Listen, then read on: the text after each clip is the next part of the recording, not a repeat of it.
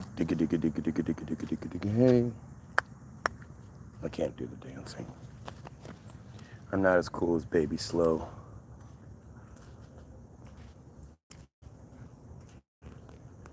Digga digga digga digga digga digga digga digga hey. Digga digga digga digga digga digga digga digga hey. Can't even do it right. Can't get your tongue to do that. I keep practicing. Oh. So, stop blaming Israel and stop blaming Zionism. But I wouldn't give to have an Alan Dershowitz to be able to do the interview with Alan Dershowitz to Piers Morgan. Is that his name? Piers. It's Piers Morgan. Shmuley, Shapiro, any of these fucking cowards. What's going on there, CC? Credcom.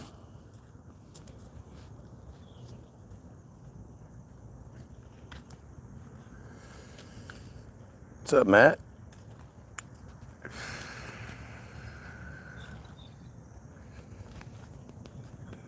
Can't stay long, but here for now. Well, damn, I wish I would have come earlier. I like when Matt's here. Matt always has good things to say. Although Matt's a lot more emotional than I am. Matt gets pissed off. Not that it's a bad thing, but I always appreciate Matt being here.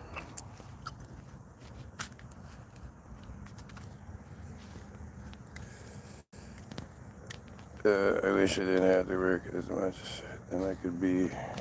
You gotta do what you have to do, and there's no shame or anything bad in the fact that you kick ass, man. You do what you need to do.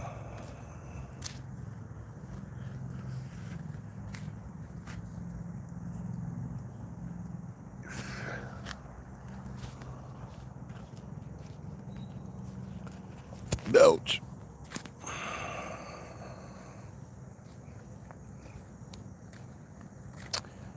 Where's Carrie? I always like when Carrie comes too, because Carrie's a good person, but she's kind of dumb in that she consistently, like, she's a die-hard Christian, Catholic, I believe.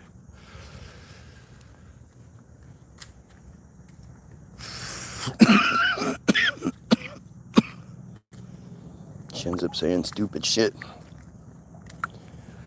with the best intention. And it's really important that we deal with those kinds of situations. We have to be honest about this shit. It doesn't matter what you like or don't like. It's about the reality of things. And what is actually happening right now in the world that we live in. And what we can do about it.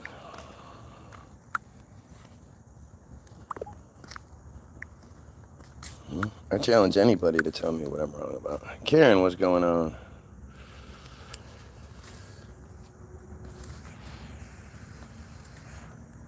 I mean, it's like, do you see Laura Loomer's bitch ass? Laura Loomer acknowledged that there's technology and weaponry that they keep from us. Right? Laura Loomer was talking about sitting there in this green shirt with this giant fucking Star of David necklace on. She looked like she was trying to be a rapper or some shit, how big her necklace was. I do not know what is real anymore. I hear you. But Laura Loomer was saying that if she was douchebag Trump, she would kill Putin. and she would make sure that he has an unexpected heart attack or something like that. Like, she's literally acknowledging so many things, especially, Lindsay. Isn't that what they just did to Lindsay? Look at this dumbass. The fear of the Lord. This guy is talking about fearing the God that you worship. Why would you ever want to believe in something out of fear? Like, it's fucking stupid. But this is how they are. This is how stupid they are. And they don't really, their arrogance and their entitlement prevents them from seeing the truth. Because anytime something is true and they don't like it, they just, I don't like that. And they just sort of look away. But there's a reality here, right? Perfect love cast out of fear. Yeah, that makes so much sense.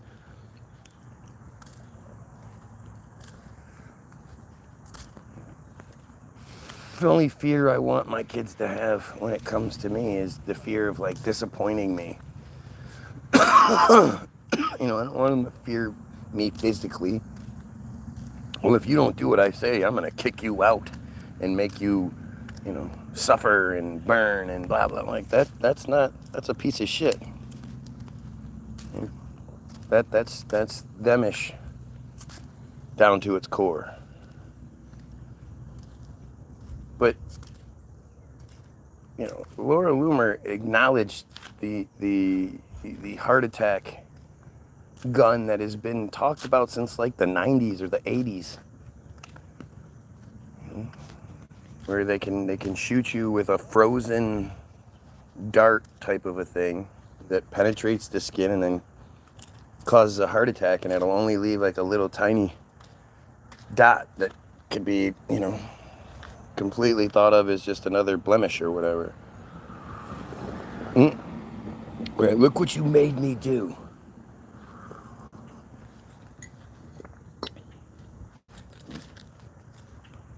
This is gonna hurt me more than it hurts you.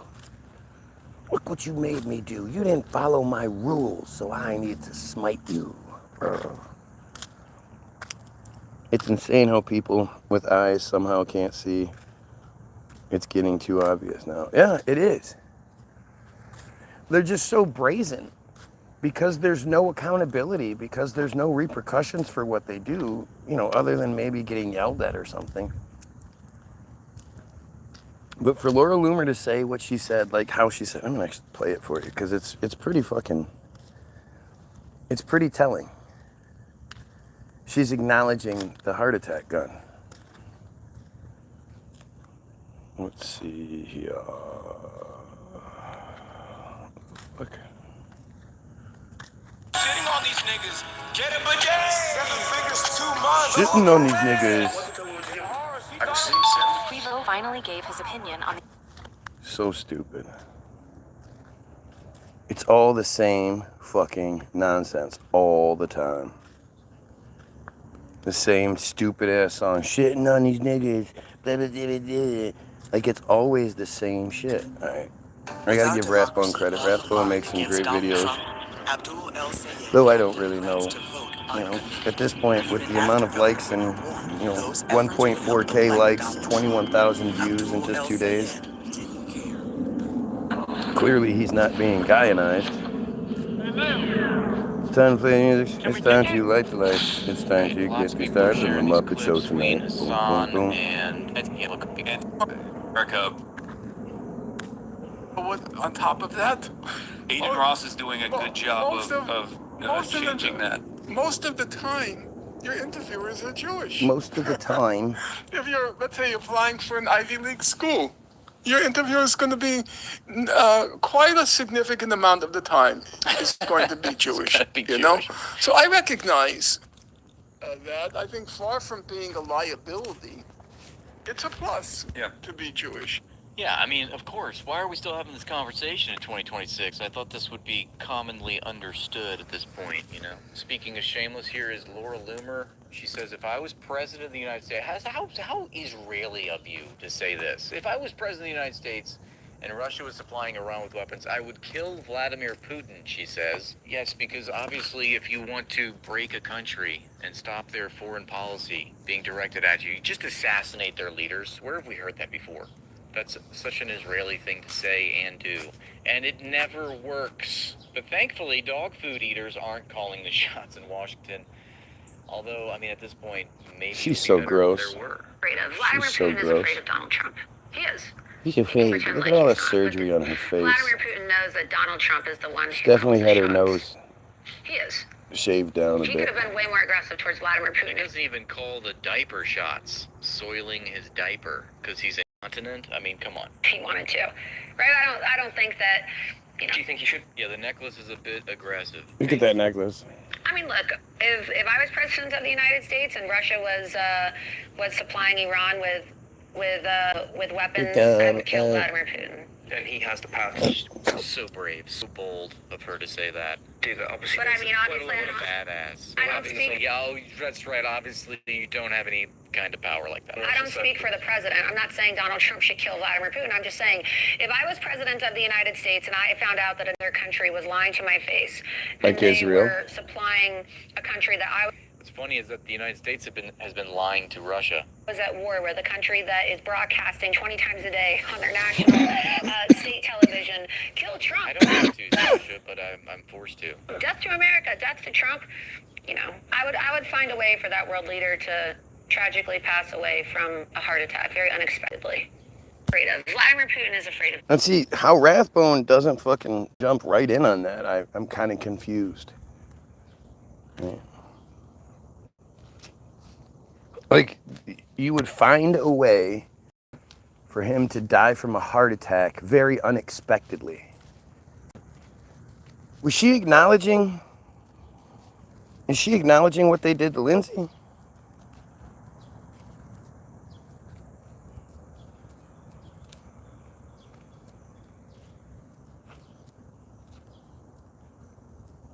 I don't want to, Sasha, but I'm forced to. Death to America, death to Trump. You know, I would find a way for that world leader to tragically pass away from a heart attack very unexpectedly. Afraid of. Vladimir Putin is afraid of Donald Trump. The invasion of Spain by Islamic Third World parasites is bad for society, but good for the acceleration we need to make the general public Ouch. harbor animosity toward it.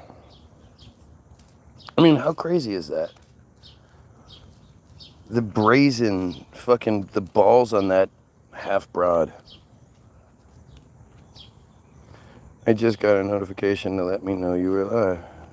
Right on. Hey, 13 minutes in. That's better than nothing, I guess. I'm not really sure what the hell just happened, but okay, cool.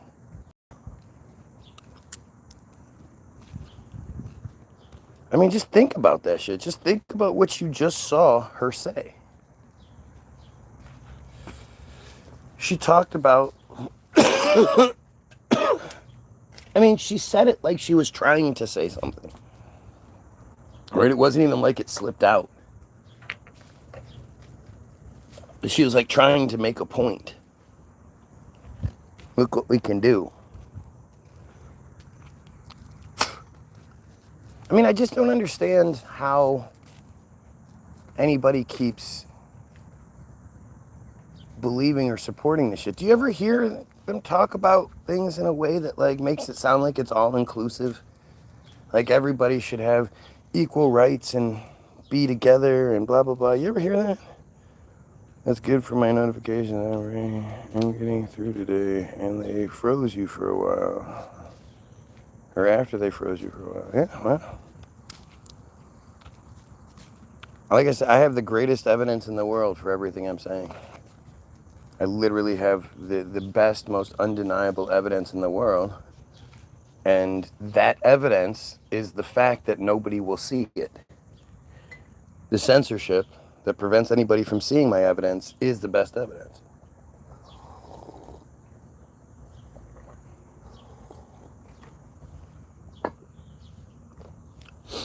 It's crazy how so many of these Rathbone type of people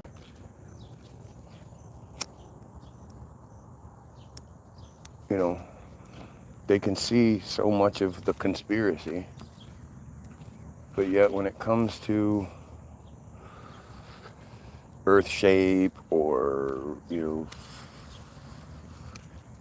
vaccines or shit like that, then we just, it's like, oh, I believe what the system tells me. When it comes to history, you believe what the system tells you. Like, history is accurate. Like, history isn't just one big fucking tapestry that was manipulated and created for all of us. Then let's forget them. Yeah, I mean, it's fucking crazy. Like, I don't know how anybody listens to Laura Loomer and thinks, yeah, you know what? Laura Loomer loves everyone. She thinks we're all equal. You know? She cares about me and my life. She does not give a fuck about you. You dumb goy piece of shit.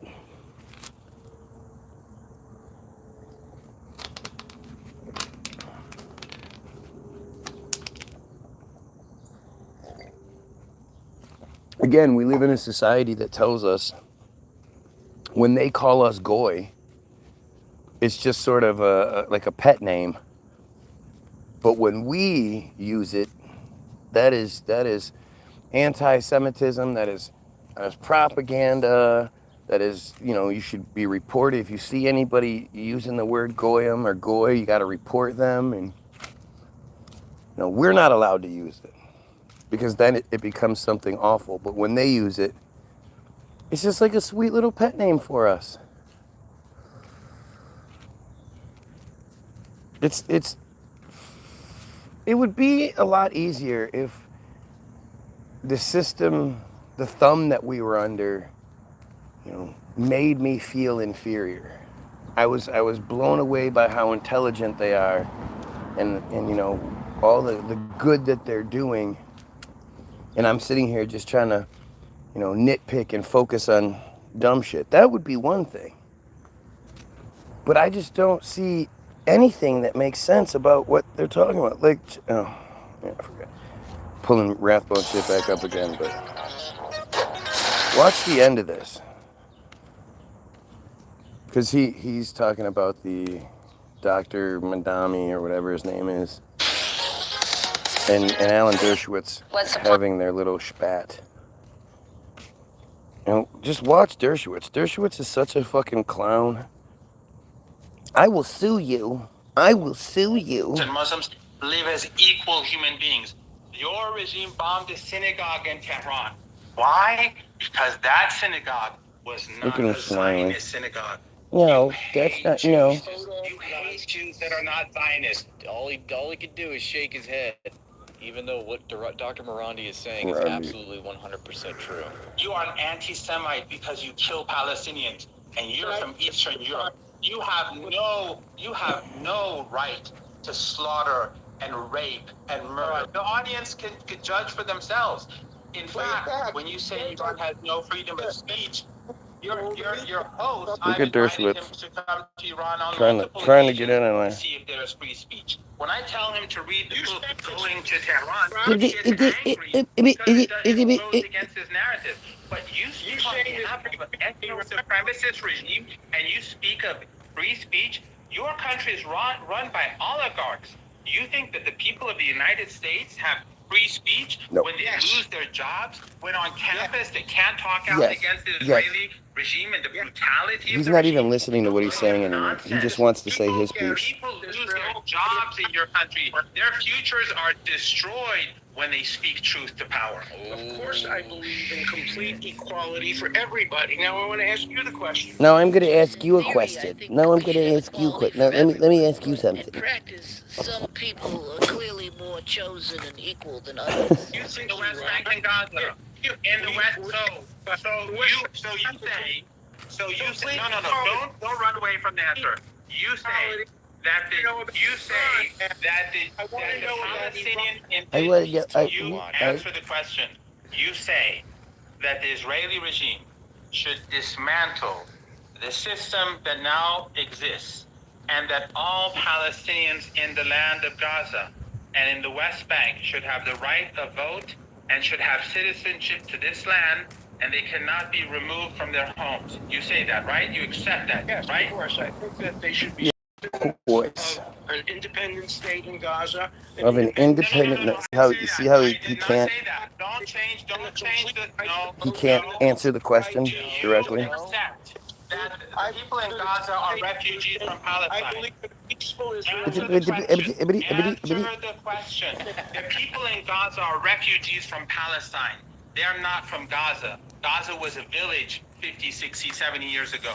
The people in the West Bank, many of them are not from the West Bank. Many people in Jordan, they're not from Jordan or Lebanon or in Syria or in Egypt. The Palestinian population that has been expelled from their homes, that have been kicked out of their homes, and have been decimated for decades. You believe that within Palestine, what is now today called Israel, plus the West Bank and Gaza, that they should have equal rights and citizenship. Let's remember how it started. Let's remember 1947. Yes or no? Listen to that So shit, I- dumbass. In response to your nonsense, the nonsense about 50,000 people, those lies have been responded to by the Iranian people. Stop ranting. I'm speaking. You're a lawyer. You're a lawyer. 3,000. Manhandling this weaselly American Jew. 117 people died thanks to an armed insurgency that your regime and the Israeli regime funded and supported. That And you're a coward. You are a coward. You won't let me talk. You're afraid. You're afraid of me talking. Don't tell me I'm afraid. Don't you? Trump's lawyer is afraid of me, a layman, talking. Why? Because you have no leg to stand on. The Iranian people have spoken. They went to the streets in the tens of millions. You're a coward. You won't let me talk. I let you talk because I'm not afraid of you. People are not afraid of you anymore. You can kill Epstein. You can kill whoever you like, but we're not afraid. You can bomb my house. Thank you. You can kill me with my family, but I'm not afraid of you. I will support the Palestinian people until your regime bombs my home. So go and tell them that. I'm prepared to die for the Palestinian people. This got way more But faith than I thought.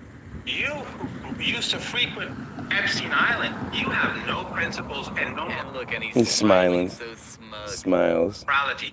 as he says all that. He's just smiling out. What a weasel. Fuck, I didn't realize. So that in itself sort of proves my point, right? That conversation is even happening proves my point. Because you have somebody on one side and somebody on the other, and you know, the Israeli side of it, the J side of it. They can, you know, basically it's like everything that you're saying is just information that they provided us. You know, and because of careful wording and you know, different forms of Hasbara propaganda and shit, they can deny stuff, right? There's an element of it that can be denied, even though it might not be, you know, accurate or you know, sensical. There's still deniability in that, and you know, that weird deniability is why they go with it. Why they would rather us be talking about that than Mishnah Nada, right? Look at this Dwayne dumbass. He's a fucking pedophile. He's like, yay, pedophilia. I'm a big supporter of pedophilia. You know, this is what they do. And this is the real trick to it all. Give us the really bad thing to hide the worst thing. And you see it just over and over and over again. This is how they operate. This is the system they've created. It has all of these fail safes. You know, if people start talking about Mishnah and Nadah too much, oh shit, throw this out there. Throw out a bomb something, or you know, have a shooter, or you know, some shit like that. All these fail safes in place.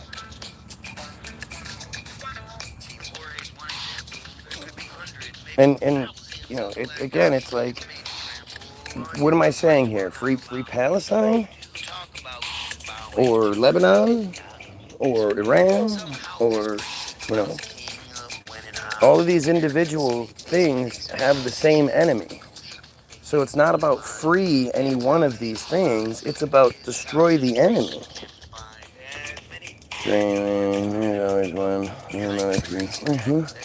Again, if any of them are here, for every one of them that's here, I should have at least 500 viewers. Funny how that doesn't work, but...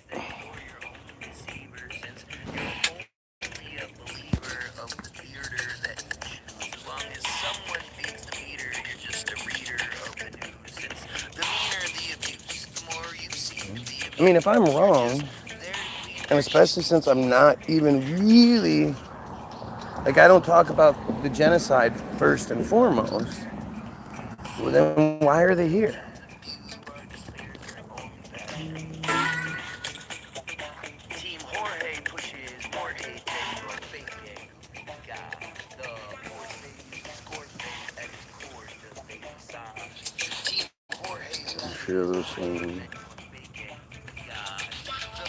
You know, again, it's all a carefully crafted manipulation.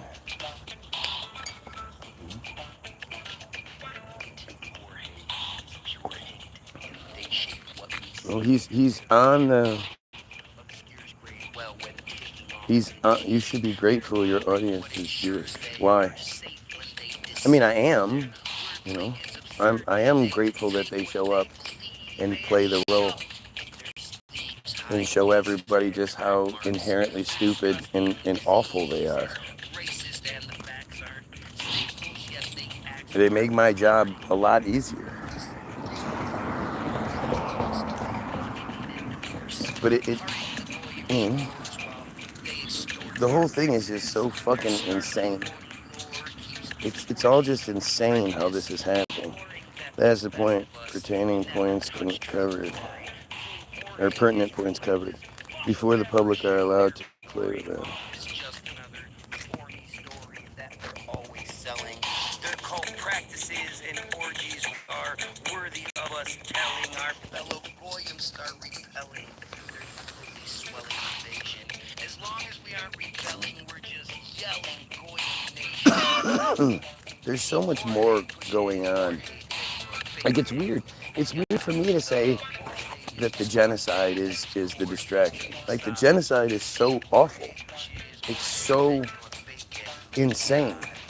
And we're not talking about just the Palestinian genocide. We're talking about the fucking shit that's happening everywhere. You know, everywhere they want to be, shit's happening. Is it Algeria? Albania? Where is it that Kushner and wife are buying the island again? Do you guys see the Moroccan flag? Speaking of manipulation and shit, you guys see the Moroccan flag? I mean, seriously.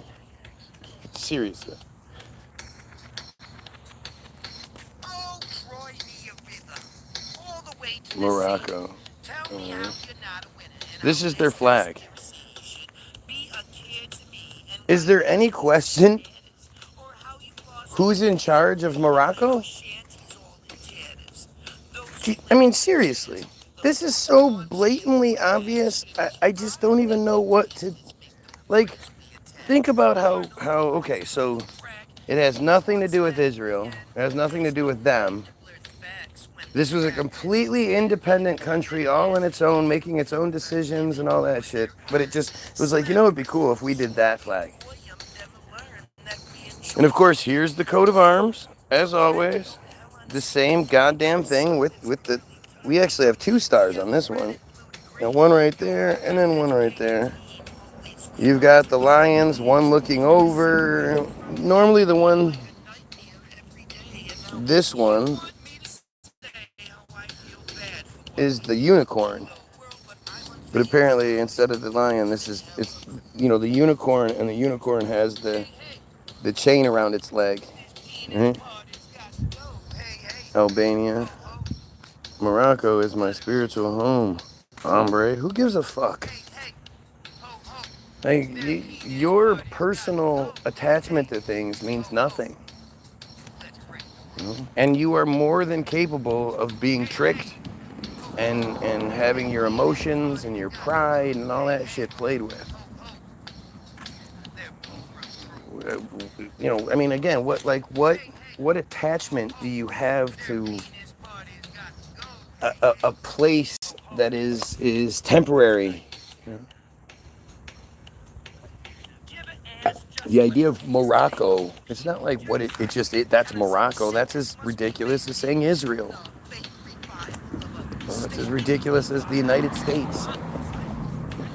These are just constructs. These are just, this is them fucking with shit. Oh, I know. I get that there's differences. Of course there's differences. But the differences are negligible compared to the overwhelming similarities. The fact that people have flags tells you something. If you weren't a part of the system, why would you have a flag? Because everybody else does. A national anthem, a constitution. I mean, it's all right in front of you. And it's like I say, it's like them putting Netanyahu on TV. Them putting, what's his name? Marco Rubio on TV and him saying what he says.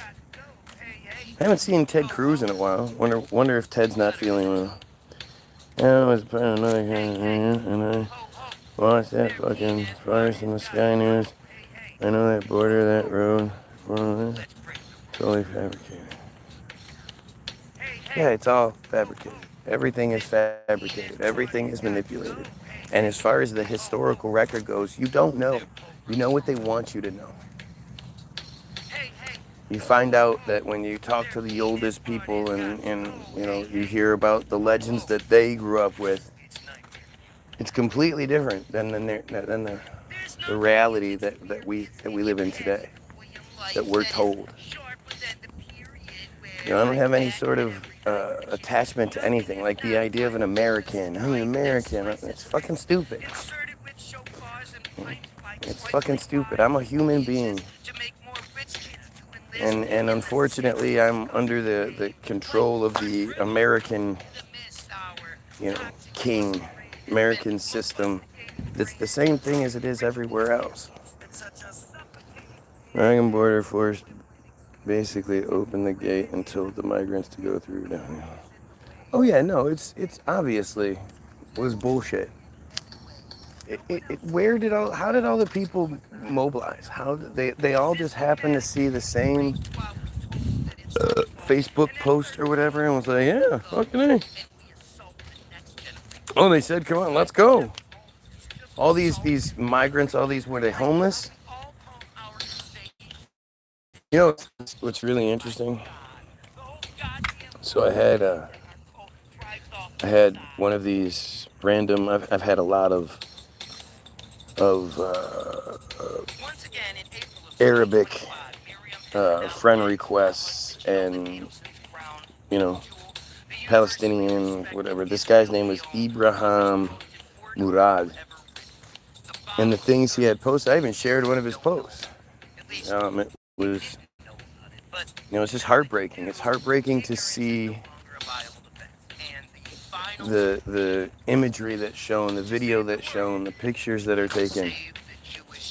It's very hard to see it all. But at the same time, and this is what I asked him, I said, how do your cell phones still work? You know what his response was? I don't know. I don't know. And that's, you know, I mean, at least he's honest. But that's something none of us are really, like, looking. This dude has a Facebook page. I'm seeing his stuff on Facebook. He's posting pictures daily of shit that should just horrify you. The area that they're in, the little shanty tent that they're staying in. Him and his what is it, 3 daughters or you know, 3 kids. I can't remember if it's 3 daughters or not. But you just how anybody, and the thing is, it's not like they live that way because they weren't successful enough in life and their father's a drug addict. And no, they had a beautiful home.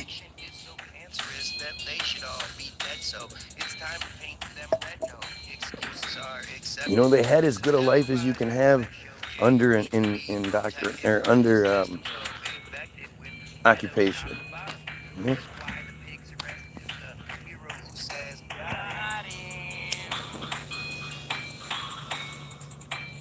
Look at this dumbass. This is the dumbass who claims that he's Muslim because his parents were Muslim. He doesn't even know why he is. That's what he was told to think, so that's what he thinks it. Now he's saying, yes, they're not cleaning the rubble, they're not rebuilding, bunch of lazy fucks. Like, that's a Muslim? Talk about giving yourself away. Telling everybody the truth about your Israeli, you know, foundations. Just because you claim to be a Muslim doesn't mean you are. And you know, this is an obvious example of it. Because nobody, Muslim, Christian, even Jewish, would look at that situation and go, why aren't they just rebuilding? It's pretty obvious they can't.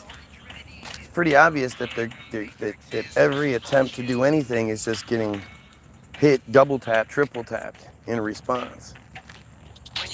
You know, and that's when they hit a place and then they wait about 15, 20 minutes for the rescue teams to show up. And then when they do, they hit it again, killing the workers, the aid workers. Pretty actually, pretty common Israeli tactic. Nothing many nearby frontier towns the alien night beforehand. Man, they only had to run down. Third and most importantly, free J, you piggy pricks. We're sick of your extortion. We want Yeah. Again, that doesn't, you know. jealousy that sticks in your craw and makes you do it. Or is If it that was just how it happens, if people were just mobilized, like the whole migrant thing is just bullshit. music to my ears? It's just bullshit. Sound like music as their fury And you know, I don't even attempt to pretend to know what's going on. All I know is that my Israeli fryer-controlled media machine is telling me one story, and then everyone else, like conspiracy theory-wise, is pointing to the same fuckery. Right?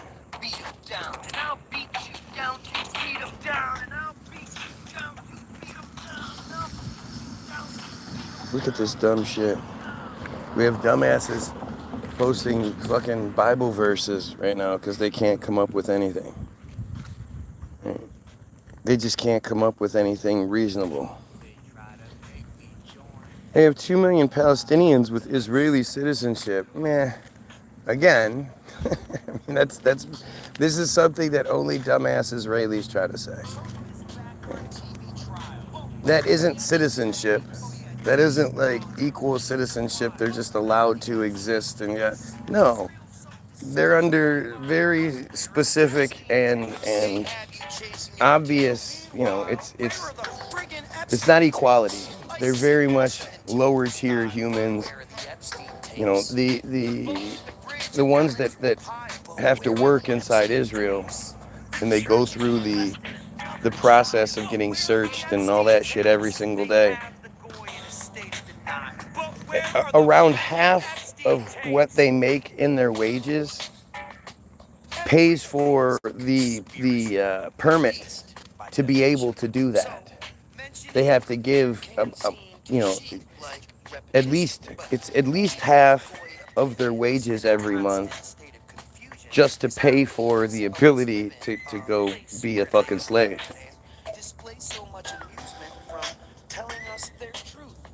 And it's obviously bullshit again. It's like, it's you know. You don't know shit. Yeah, well, I know that you're Israeli pretending to be a fucking Muslim. I studied with a Palestinian here in the U.S. that was sent by Israel University. I believe you.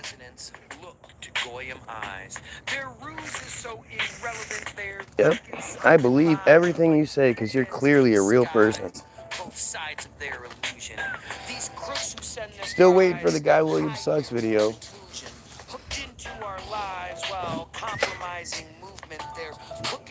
Give yourself some credibility.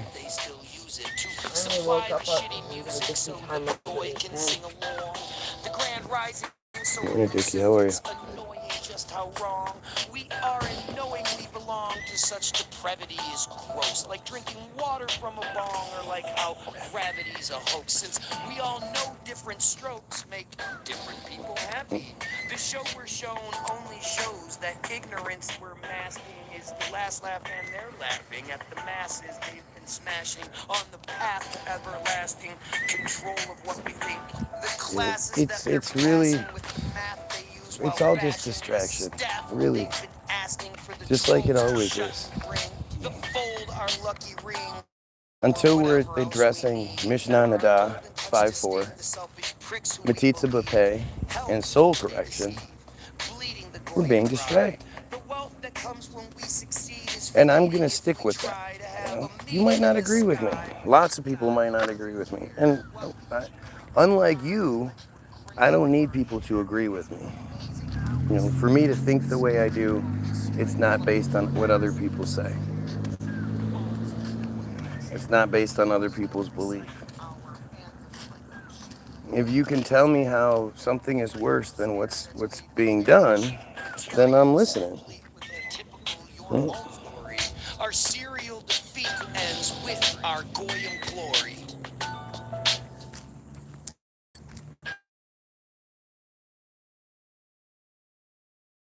The Epstein tapes. Oh yeah, Diddy's gone. But where are the Epstein tapes? Israel's so disgustingly vile. But where are the Epstein tapes? They had you chasing your tail. Meanwhile, where are the friggin' Epstein tapes? The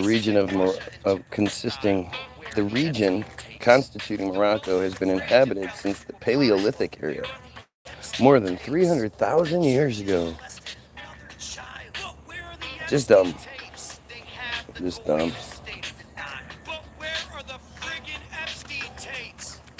Prehistory and antiquity. Iron Age petroglyph with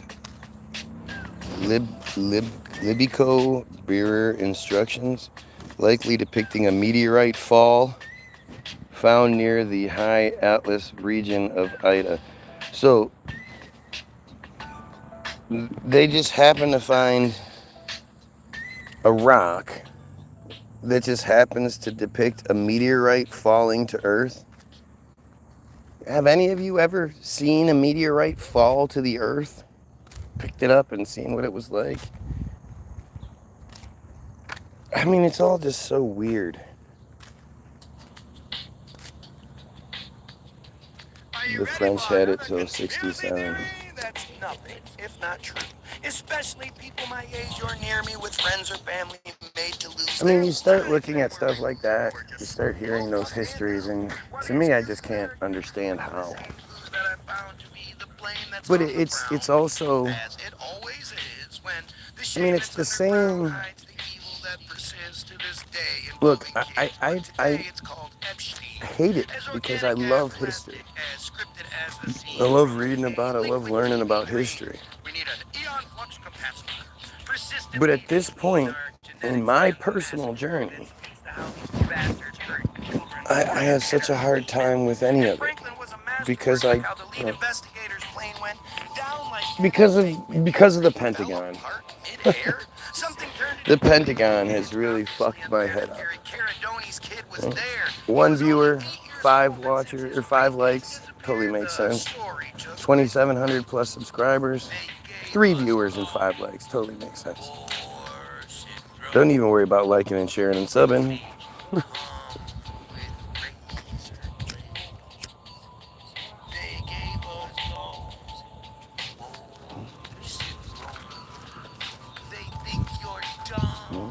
The Pentagon just,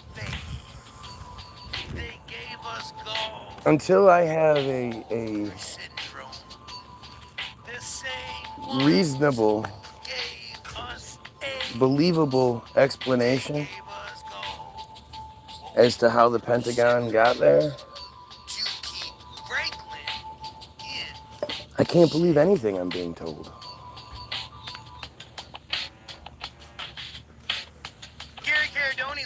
We're looking at some shit that just don't make no sense.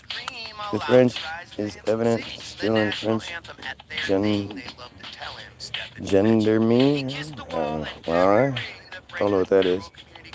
Police and customs. Yeah, see, the issue is accepting the lies. Accepting that it's all lies and that you don't know. You know? It goes against your own arrogance. The arrogance we all have that we've been, worked very hard to obtain in some cases. But I mean, the Pentagon is as, it's as much of a symbol of American this, that, and the other as anything. It's a beacon of light. I don't know anything about that. I just know it shouldn't exist. It just shouldn't exist. And that's the Pentagon is weird to me because of the dates, because it's in 1941. Like 41's late, Look up the first World Zionist Conference, 1894, held in Switzerland, attended by over 200 different representatives from different countries and shit. And 1894, how were they traveling? What were they doing to get there? And we know that airships were a huge part of history. There's that video of the flying train from 1903 in Germany. And not just the train itself, but the world that train is in. The World's Fairs are things that we all know existed. And they just don't make any sense. And until we address that, obviously our history is completely and totally manufactured and fake. George Washington didn't exist. Ben Franklin didn't exist. I don't know other continents' versions of those characters, but they didn't exist in your time either, in your place either.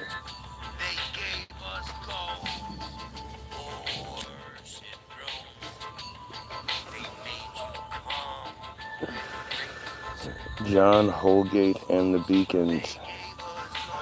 I'll go. How's it going, man?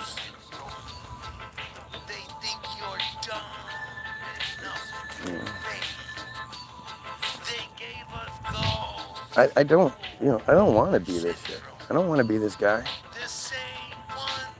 I want to be able to enjoy things when I do it. Nowadays, I go to the museum with my kids, and the whole time I'm like uncomfortable. It's uncomfortable because I just don't believe it. I feel like I'm surrounded by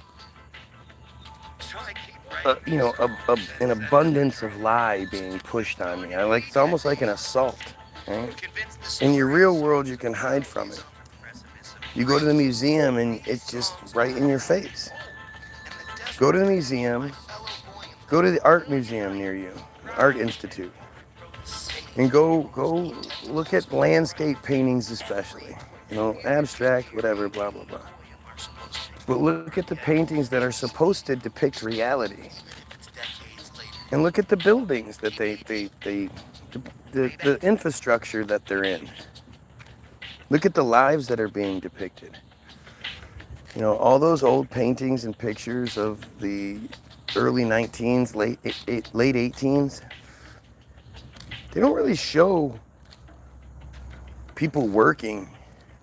They don't show people like I know there are those. I get it. I'm not saying that they don't exist.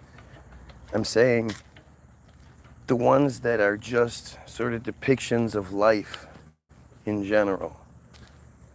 You see people, living extraordinary lives that aren't possible. I always say that the logistics need to be focused on more than anything, because the logistics destroy the narrative.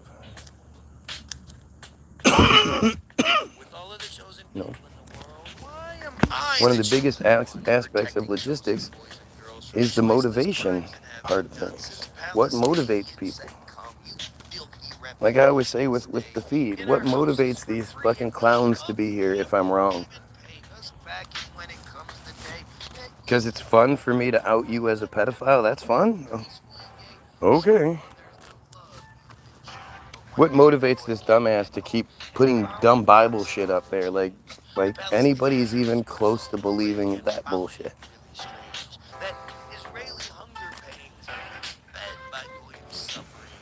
They don't like when you bring up your own Bible verses. This dude's quoting, he's right next to it. But he's not gonna bring up Matthew 24:34. Because Matthew 24:34 destroys your whole Bible narrative. When Revelations is told to the people and they're all scaled, they say, JC, when is all this gonna happen? And he says, verily,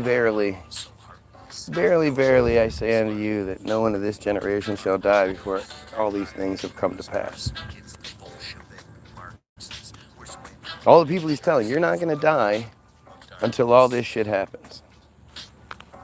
Well, we know they're all dead, right?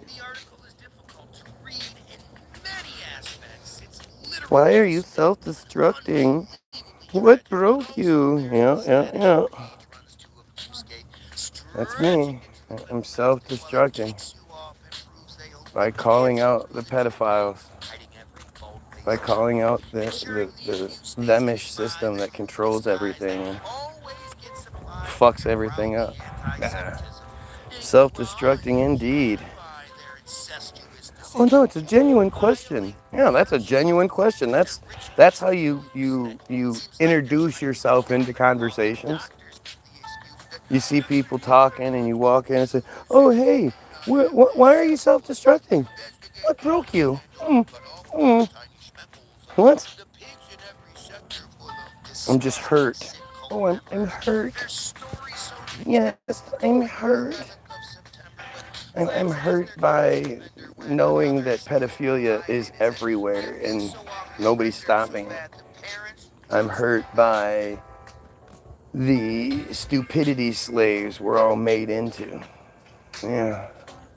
I'm hurt by the upcoming really negative situation that we're all going to find ourselves in if we don't fucking unify and overthrow these piece of shit friars. But this tactic is such a tired one. It's such a tired one. And it says so much about you. If you're somebody who says, well, if you're talking about sexual assault, then something must have happened to you. You're saying that you don't talk about things unless it happens to you? What the fuck is wrong with you? You say the same thing every day. You're right, I do.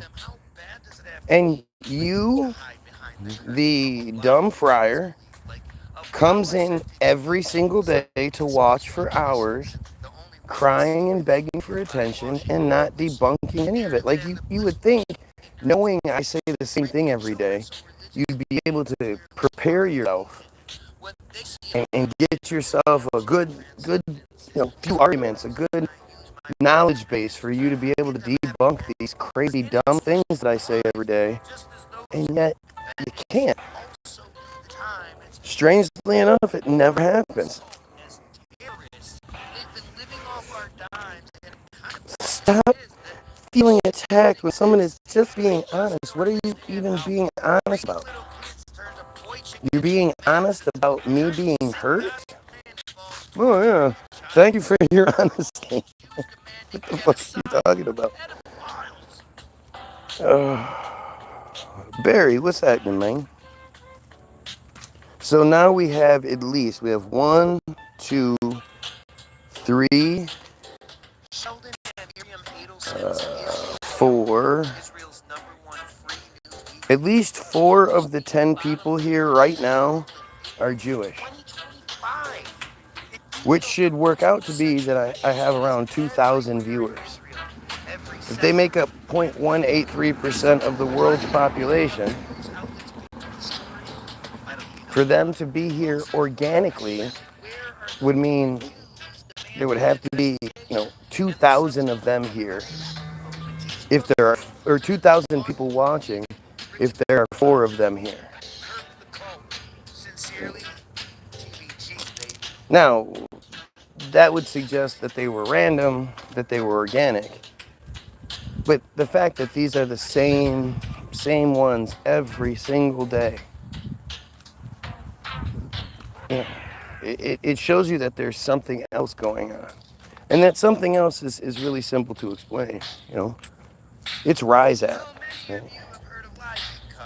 It's called Rise App now. It used to be called act.il. But it's been, born again as Rise App.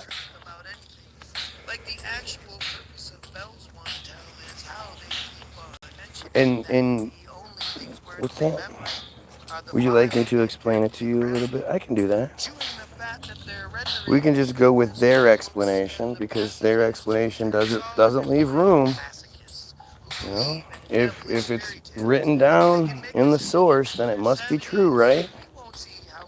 And this is a page that can't be edited, so you can't cry about the editing and all that. It's right here. The actual article is from, well, not the original article, but the updated article from 2020 is called Call of Duty, and it's in it's published by a source called jewishcurrents.org. So as far as legitimacy goes, this is about as themish as anything. You can't say this is a bunch of anti-Semitism. Some Goyim made this to get under, it's just lies. It's all just anti-Semitic lies. Nope, this is your thing. Act.io is a social networking service used by supporters of Israel to oppose online, quote, anti-Israel content, such as the BDS, boycott, divestments, and sanctions movement. Its activities were referred to as, quote, an online propaganda campaign, and, quote, a virtual situation room of pro-Israel experts. This is where we really pay attention, right? Act.io directed its users to, quote, missions, to like, comment on, and share pro-Israel material on social media. It also asked users to flag, report, and respond to criticisms of Israel. Users were guided how to respond, which might entail writing talking points. Right? Wasp spray. Suddenly, all of them happen to know this thing, to say this. I've never heard anybody say it. I've never heard anybody ever talk about smoking wasp spray. I never, you know, this is not a thing. I've never heard of it. And yet, one day, maybe a week ago, 2 weeks ago, they all just start saying it. Same day, same feed, and then they keep coming back and saying the same shit. Don't you think that's pretty telling? Where the fuck did that come from? Other than it being a provided talking point. The app also provided users with ready-made memes promoting Israel's perspective for them to share. By completing missions, users earned points, unlocked badges, and had their scores displayed on leaderboards. Seems like that explains why these dumbasses are here a hell of a lot better than anything they provide, right? Anything. None of the stuff they're saying,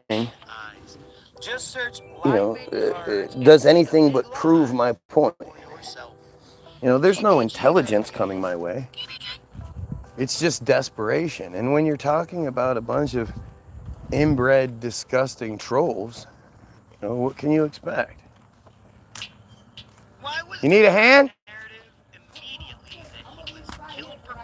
Okay. Yeah, no problem. I can't do much, but I could try. All right, let's see. The references. I wanted to look up the references. So the first one is act.il, the App Store, archived from the original 12/1/21, or is it 1? I don't. When it's put that way, 2021-12-1. What's the date? Like which one is the month and which one is the day? Because that could be December 1st or that could be January 12th. I'm not sure which one that is. You're, Y-O-U-R, a human before ethnicity. Come on, guy. Do better.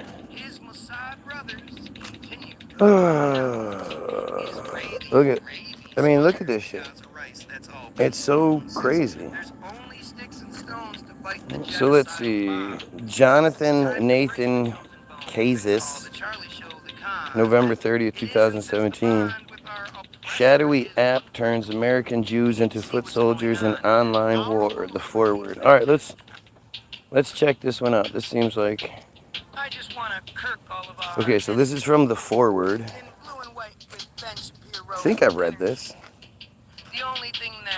This is by Josh Nathan Kazis. His last name is Nathan Kazis. Or Kazis. K-A-Z-I-S. Kazis. I don't know how to say it. This is from November 30th, 2017. The dozen or so Israelis sitting around a conference table at a Jewish community center in Tenafly, New Jersey, on a recent Wednesday night didn't look like the leading edge of the new Israeli government-linked crowdsourced online propaganda campaign. I think I have read this. Tapping on laptops, the group of high school students and adult mentors completed social media missions, quote, assigned out of a headquarters in Herzliya, Israel. Later, some planned the shooting of a pro-Israel video that weekend. At the end of the evening, adult mentors filled out a form to send a report back to the offices in Herzliya. Call it a pro-Israel human, quote, botnet. The Herzliya headquarters is the base of Act.il, a hybrid Israel advocacy effort and online information operation. A joint project of two Israeli not-for-profits, it is led by former Israeli intelligence officers and has close ties to Israel's intelligence services, its Ministry of Strategic Affairs, and American Jewish casino billionaire Sheldon Adelson. Act.il's leaders framed the program as an effort to counterbalance anti-Israel attitudes online. It's so funny, too, because, it always sort of jumps around what's happening. the anti-Israel attitudes online. It's just because people just don't like Israel. Israel just keeps helping, keeps making the world a better place, keeps providing, you know, advancements in technology, and keeps you know, sheltering people who are being oppressed, and it just keeps doing all this wonderful shit, and everybody just hates them because everybody is just anti-Semitic, right? This is how they consistently frame things, right? I swear he is not clear in line, but still consider his opinion. As a matter of fact, says more about you than him. Says a whole lot about yous commenting in here, yeah? Obviously, this is another Israeli trying another tactic. Like you would think, especially since you shouldn't know about this, right? It's not like this is covered anywhere. This is you know, this is not secret per se, but it's just, it's not broadcast everywhere, but yet it's a real thing. And if you are even slightly intelligent, you look at it and go, wait, this is kind of fucked up, right? Like this is a foreign country using, you know, attacking our citizens and using American citizens to do the bidding of another country's, you know, espionage kind of operations. Like this is a big fucking, this is a big deal. And yet, instead of actually seeing any of it, look at these crybaby comments, right? This guy didn't know Israel existed 4 years ago, just jumped on the bandwagon. That's weird, right? Isn't it weird? Because I literally have songs from well before 4 years ago talking about this. Interesting how that works. Going into 2020, my joke New Year's resolution, I don't believe in New Year, but my New Year's resolution going into 2020, which would be 6 years ago, was that I was gonna stop focusing on all of the other things, all of the other distractions like chemtrails, vaccines, and all these real fucking problems. And instead I was going to focus on cutting off Israel and using that money to go after pedophiles. That was my initial sort of statement. And when I said that, my feed changed. I went from being allowed to have, you know, hundreds and hundreds of viewers, thousands of viewers, to next to nothing. And it was quite a fight for the next couple of years, trying to, like, watching it take place, watching as I learned more about what was going on, that you know, so much information was presented. Like, this isn't one of those things where you go to look and then you can't find anything. This is just evidence after evidence after evidence after evidence. But even if that was true, let's just say I jumped on some sort of bandwagon and, you know, I've been talking about this only for 4 years. Would it matter? Does it negate anything I'm saying? Does any of this stuff get absolved or anything like that just because I've only been talking about it for 4 years? Like, this is, I love how desperate and how, you know, how obvious the desperation hits. The way it hits is just so funny. They're just so pathetic, right? And look at all the crybaby. It's just crybaby, crybaby, crybaby, crybaby. American citizens didn't vow to involve themselves in a genocide and fight for a different country with a different religion whose people hate on Jesus. Why do Christians think that way so much? Like, they love saying that shit, but then it's like, you know that Jesus was Jewish, right? You know that they created the whole Jesus fairy tale, right? Like, this is all their shit. This isn't real.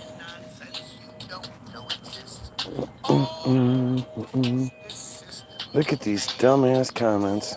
It's just dumb shit.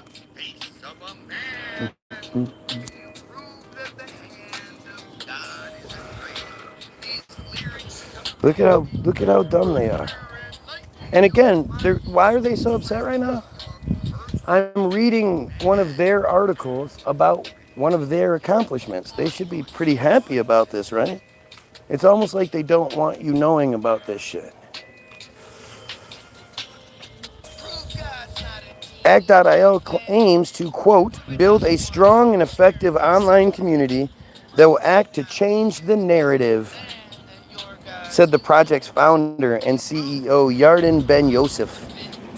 The project comes amid a wave of Israeli and American Jewish efforts to push back against the boycott, divestments, and sanctions movement. That just came out of nowhere. Just came out of nowhere.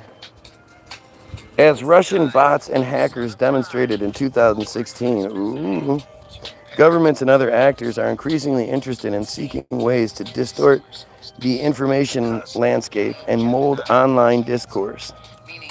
Act.io is a new entry into this online propaganda war, but instead of Russian-style bots and hackers, it has thousands of mostly US-based volunteers who can be directed from Israel into a social media swarm.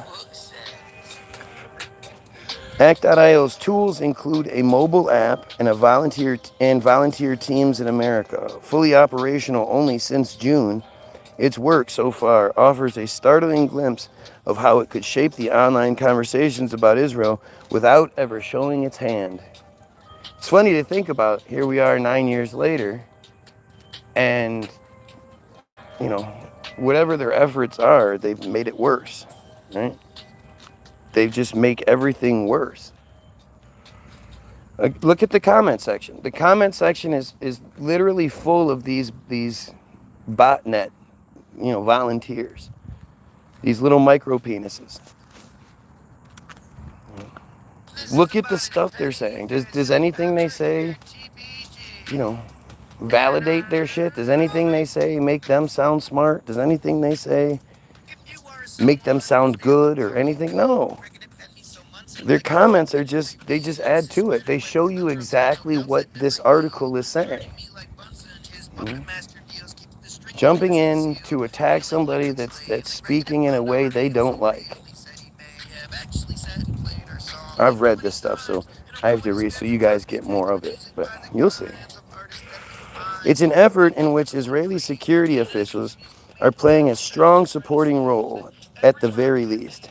Ben Yosef, an 8-year veteran of Israeli army intelligence, initially told the Forward that Israel's military and its domestic intelligence service, the Shin Bet, quote, request Act.io's help in getting services like Facebook to remove specific videos that call for violence against Jews or Israelis.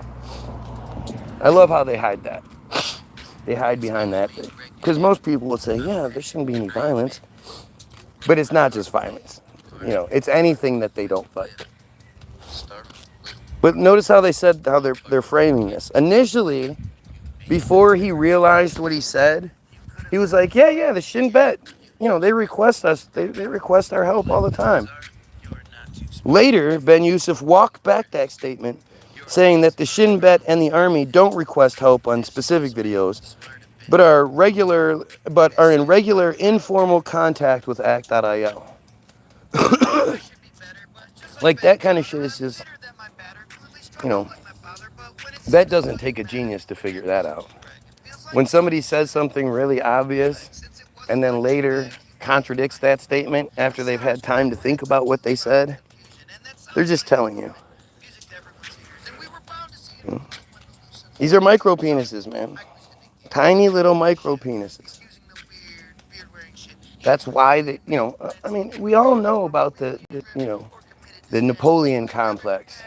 The white guy with a tiny dick thing that is such a problem here in the States. We've all experienced that douchebag numerous times. This is an entire culture that not only has the has that Napoleon, but the micro penis is worse. The micro penises basically take your pinky finger and just this first digit. And I know you think that's crazy. It is. That's what it is. covered in matted hair and shit, but it's a micro penis. And what they do is they perform the female genital mutilation. They call it the binding of Isaac. But they perform this ritual on the females so that when, because they're not going to satisfy the woman. And so this way they can say, oh, well, she couldn't be satisfied by anyone. She doesn't have the parts. I would have done it for sure, but, she doesn't have the parts. And this all goes into a completely different sort of, a different article, the Bottom of Darkness article in Israel Hayom. The thing is, like, these articles that we stumble across, these are gold. These are rare glimpses into this shit where their stupidity and their arrogance, lets them make these videos, or lets them make these lets them make these statements and do all this, because they really just, like, when they make these articles, they don't expect that some dumb Goyim like me is going to stumble across it. And even if I do, and I start saying the things, well, they'll just use act.io to attack me, to try to shut me down. It's all pretty carefully crafted. This is what this article is telling you. This is how they operate. It's never about, like, confront the problem.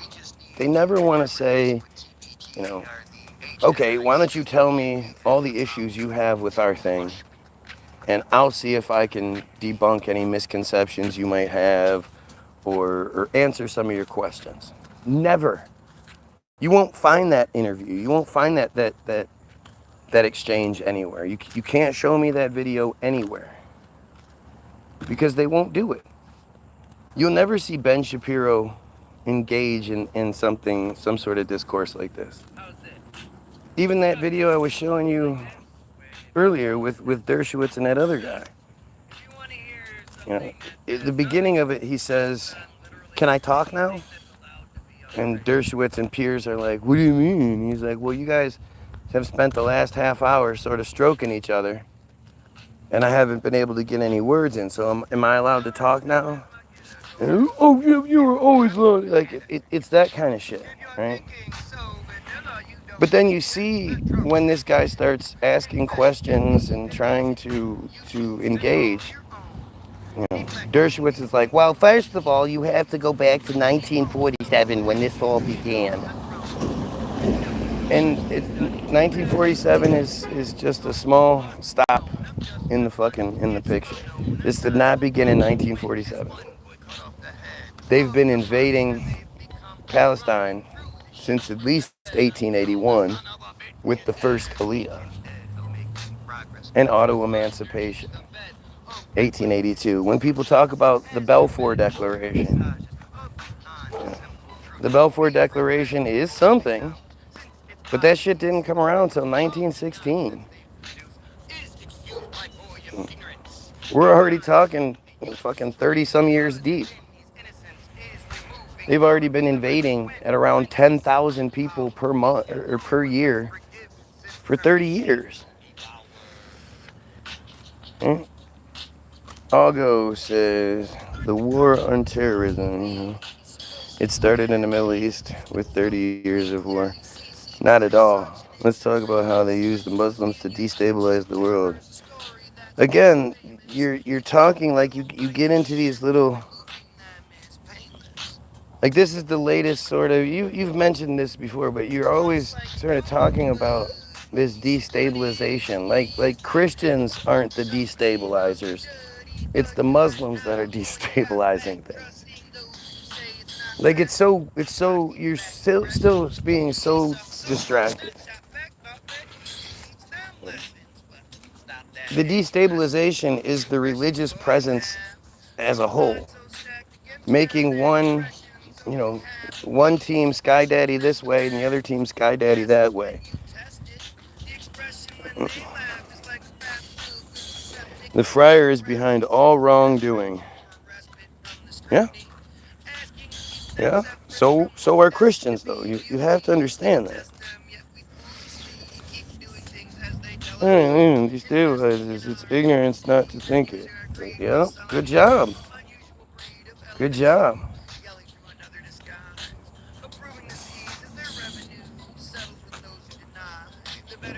Algo's from the South. Algo has so much racist programming.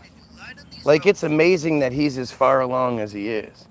He hasn't been able to shed it all, but it's amazing with what he's been surrounded by. It's really hard to imagine how somebody could even be where he is.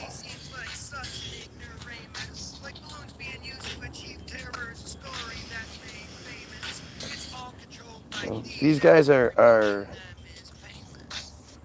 it's all, I mean, when you look at it, when you say, okay, so it just happens to be that the three major religions, well, the two major religions, and then this one small, tiny, nothing, little insignificant, numbers-wise religion are the Abrahamic religions. Christians make up 26% of the world, and Muslims make up 25% or some shit like that. Jews make up 0.183% of the world. Isn't that an interesting statistic?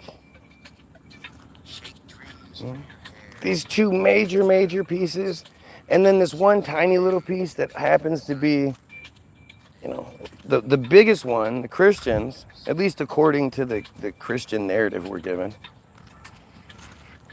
The Christians have been tricked into thinking that the Jews are their Christian God's chosen people.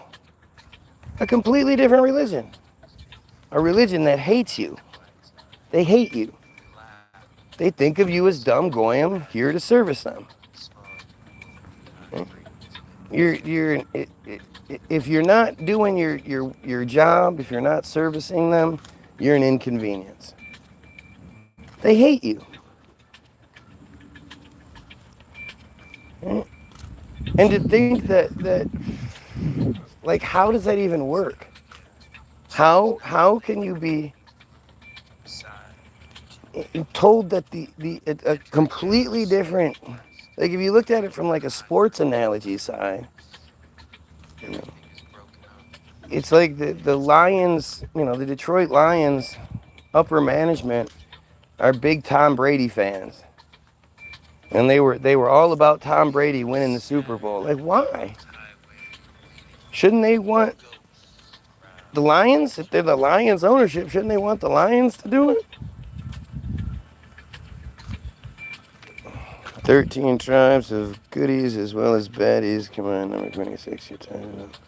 I mean, once you start getting into the 13 tribes and all, that's all just bullshit. None of that's fucking real. That's all just part of the lure. That's part of the fucking narrative that they created for themselves. But that's what I'm saying. Like, we have to acknowledge something here. I got good news and bad news. I'll tell you when you get back.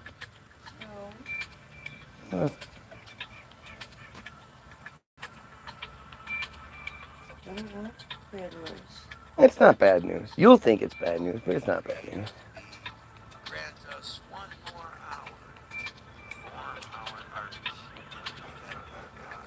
Let's just say I'm going to be very busy today.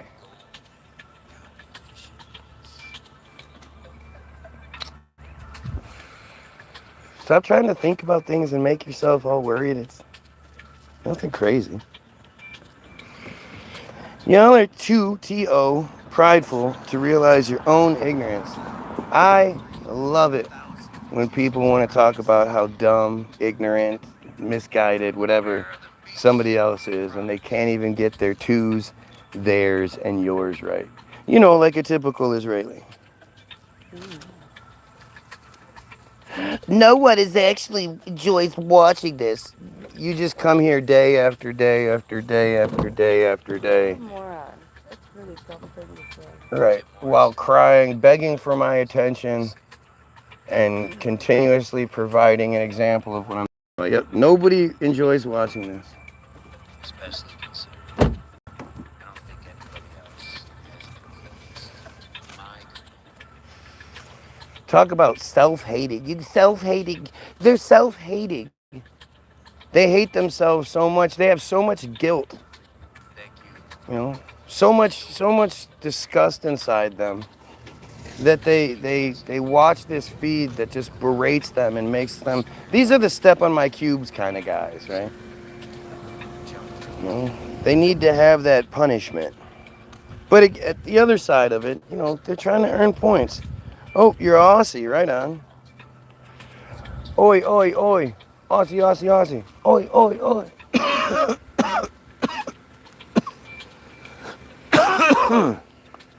Again, talk about a narrative that just don't make no sense. Especially when you start looking at the, you know, the still existing Australian infrastructure, buildings and all that shit. You know, ancient shit. And you go, wow, that sure looks a lot like the same buildings that exist everywhere else. 200, it's like 280 or so years ago. The British were sailing all the way around, then either paying all of the tariffs and all that to travel through the passageway, blah, blah, blah. They went all the way around the southern tip of Africa, then came all the way back up, went around India, came all the way back up, then went down through the fucking, the islands, you know, the Pacific Island chain, all the way down so they could drop some prisoners off in Australia, some Irish prisoners. And that's how Australia became colonized, because it made more sense to do all of that than just kill them. Do you honestly think that makes sense? And if you look into the history, like you actually look at the story, you know, they stopped at this one place, but they deemed it wasn't good enough, so then they sailed down a little bit more, and they, you know, I mean, it's just so fucking outrageous. It's so outrageous. And logically, you would think that if that's really how things started, there weren't any schools and universities and shit set up, that it wouldn't go that way, right? People wouldn't just gradually, naturally inclined to live basically the same lives as Western society all over the world and then build all the same buildings and all that. No, they would have been struggling to survive. Especially in Australia, the land of fucking monsters. All history is fake. Mythology is not more true, but history is kind of a myth. It's funny. Yeah, it's all fucking stupid. It's all just fucking stupid. And that's why we have to move forward, you know. We have to stop letting them divide us with goofy shit like racial and civic pride.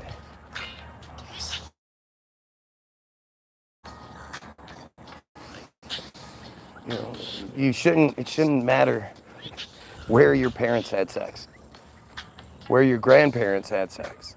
You know, that's basically what you're saying your pride is attached to. Grandma was bent over getting railed, and normally she's like, come on my face. But this time he couldn't hold it, and he busted a little too early, and that's how your dad got here. That's how you got here.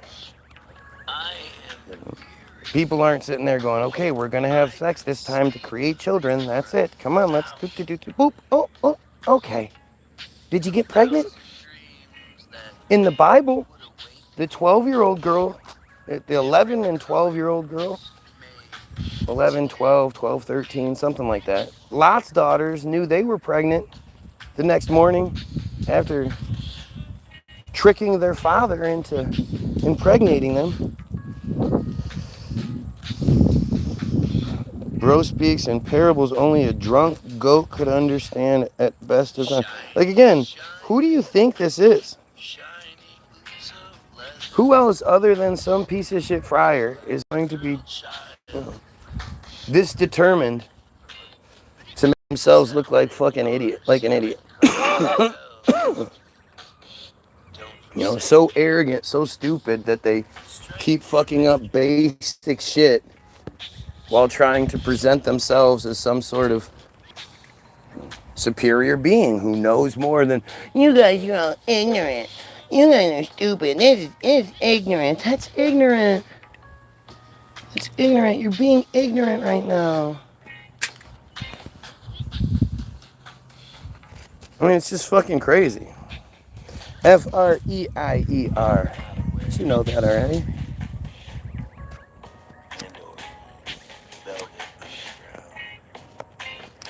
It's actually like flyers. Flyers like that. Oh, I don't mind being a stupid idiot. A stupid idiot. Wouldn't that be a smart person? All I know is I know nothing at all, but I know more than a man who thinks he knows. See, I get that thing, and I know what you're saying, but I think part of that saying, that belief, is to still keep us down. Like, you're not, so I sat here and I told you guys, you guys need to watch this guy on YouTube. He's really smart. He questions everything, but he's got all this evidence, and he backs it all up, and he's articulate. And you know what? He's kind of cute too. But he completely breaks the system down, and he's really, really smart in the way he does it. Nobody would think twice about it. You'd be like, oh, who is that? Let me see. I'll go look that guy up. As soon as I say those same things about myself, then you have an issue with it. And it's because you wouldn't say those same things about yourself, because you've been told not to. You've been shown that damn near everybody that ever runs faster than everybody else. Somebody catches the touchdown.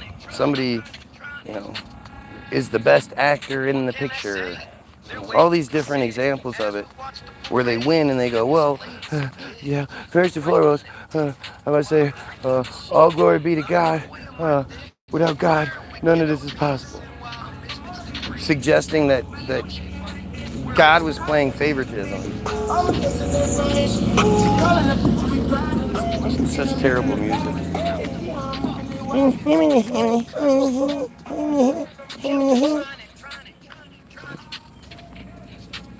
But it's you say those things, and you say those things about yourself. You say, no, I'm really fucking smart. I'm definitely smarter than most of you. And I'm especially in this arena. Now, if we were talking about let's have a math competition, well, as soon as we get past the basic math, I'm gonna struggle. We want to talk about let's have an engineering competition. Well, as soon as we get past using Legos, I'm fucking done. You're gonna beat me in that.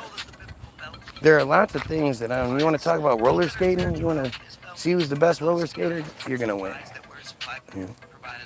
There's lots of things I'm not good at.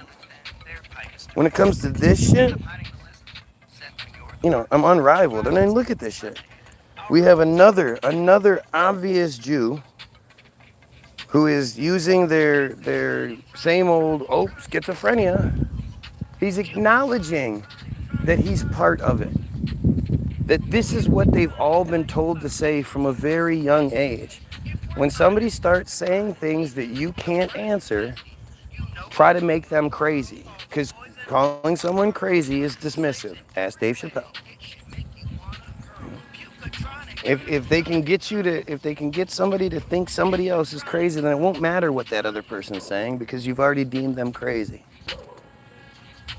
And again, it shows you just how stupid they are, because schizophrenia doesn't work in this situation. That's the best part. Like, they're all so stupid that they say the wrong thing. They say they call you, oh, you schizophrenic. First of all, they think mental illness is funny. Mental illness is something that you just throw around like it's no big deal. You know, and these are the people who for years in cartoons, you know, you would see that there was always the really dumb one, the one with the mental issues. And what did the cartoon show you? That guy got the shit beat out of him. Think about the three bears, right? The tiny little short father bear. The obviously on all sorts of Valium and sedatives mama bear. And then Junior, who was huge, and he, okay, Dad, okay, let me see. And then, you know, he does something wrong, and what's Dad do? Dad fucking hauls off and socks him right in the face. Wow. That's how they see things. They see mental illness as you know, you don't take care of the mentally ill. You put them in your fairs. And you know, think about the freaks, the old circuses that used to go around with the freaks in them. The pinheads that don't seem to exist anymore. Where are the pinheads? Where'd they go? You know? But that was entertainment for them. Look at that guy. He's a freak. He's weirder than we are. And this is the micro penis. These are what the micro penis definitely has something to do with that. You know, micro penis makes the man feel less of a man. Makes the man feel awful. You know, especially when it's something that, like, that's why there's so much racism towards black guys. Right? Because with all of the power, all of the advantage, all of the Semitism that exists, the black guys still have the bigger dick. And there's nothing you can do to buy your way out of that, to privilege your way out of that. You know? And what they end up doing is saying, well, I don't care about the woman getting off anyway, so it doesn't matter. But again, they only say that because they know they can't do anything about it.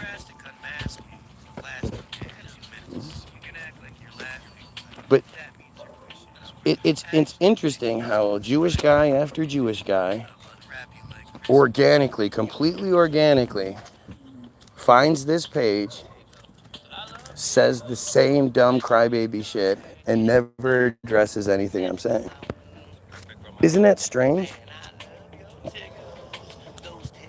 Who am I racist against? We're not talking about a race. We're talking about a cult. A cult that's made up of a wide range of different races of people. You know, it's why they ban DNA testing in Israel.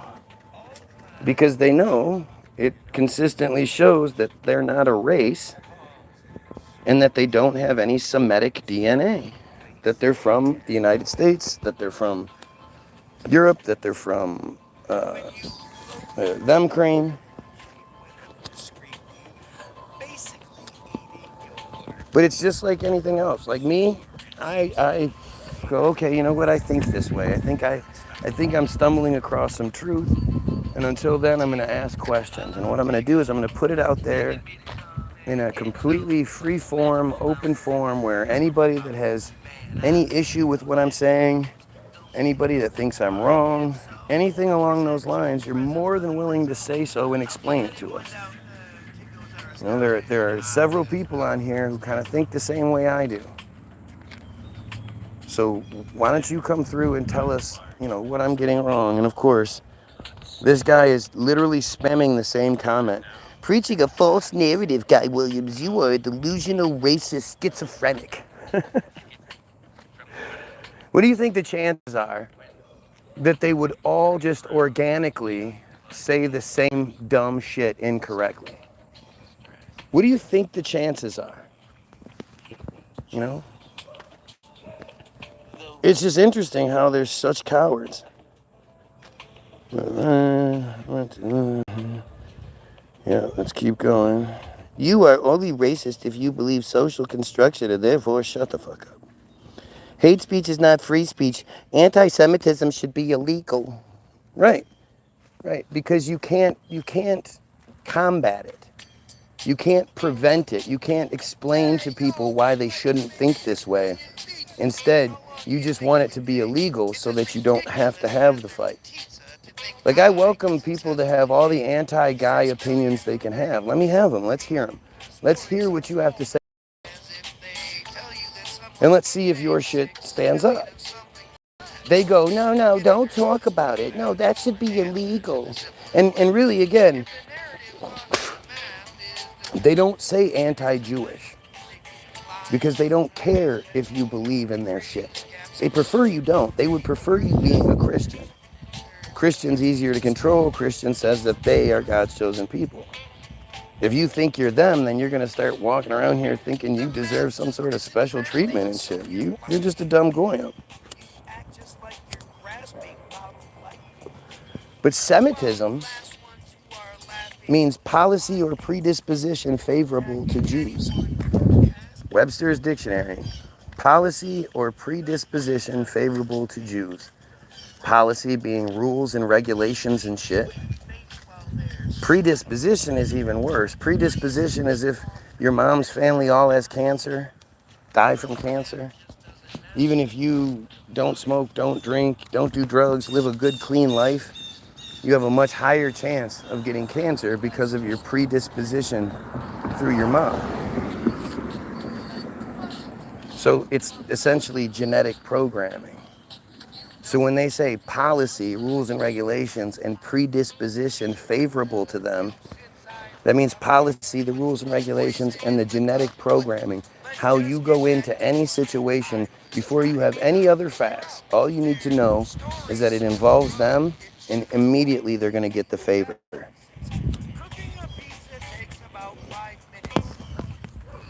So when they accuse you of anti-Semitism, don't be ashamed. Be proud of that. Embrace that. Say, yes, I am anti-supremacy. I don't care what form it takes. I am anti-supremacy. You know, I don't think there should be white supremacy. I don't think black supremacy. I don't think there should be Muslim supremacy, Christian supremacy. And that's what anti-Semitism is. And by saying making anti-Semitism illegal, that means anything that they don't like, anything that doesn't give them the policy and predisposition favorable to them now becomes illegal. Right?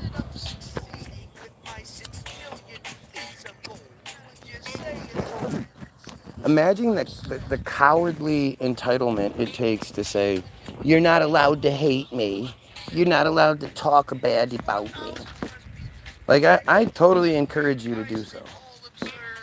Show everybody what's motivating you. Talk bad about me all day. I never would ever suggest that people shouldn't be allowed to talk bad about me. They shouldn't be allowed to talk about the truth. You don't want us talking about Mishnah Nadah 5:4? Why not?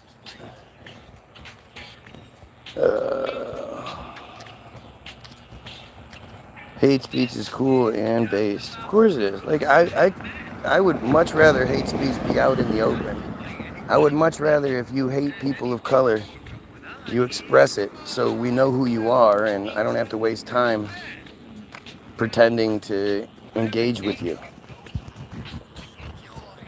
Oh, look at this shit. I'm just gonna keep spamming something. I'm not smart enough to come up with anything new. My micro penis. Ooh.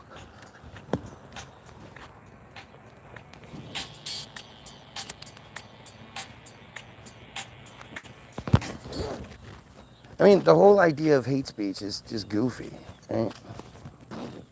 I'm not allowed to hate your thing. Who are you to tell me I have to support or engage or embrace your thing, especially when your thing is completely against me? You know? Your thing refers to me as a Goyim. And Goyim is anything that isn't them. So the Goyim car, the Goyim TV, the Goyim tree, the Goyim bird. You know, everything that's not them is here to service them.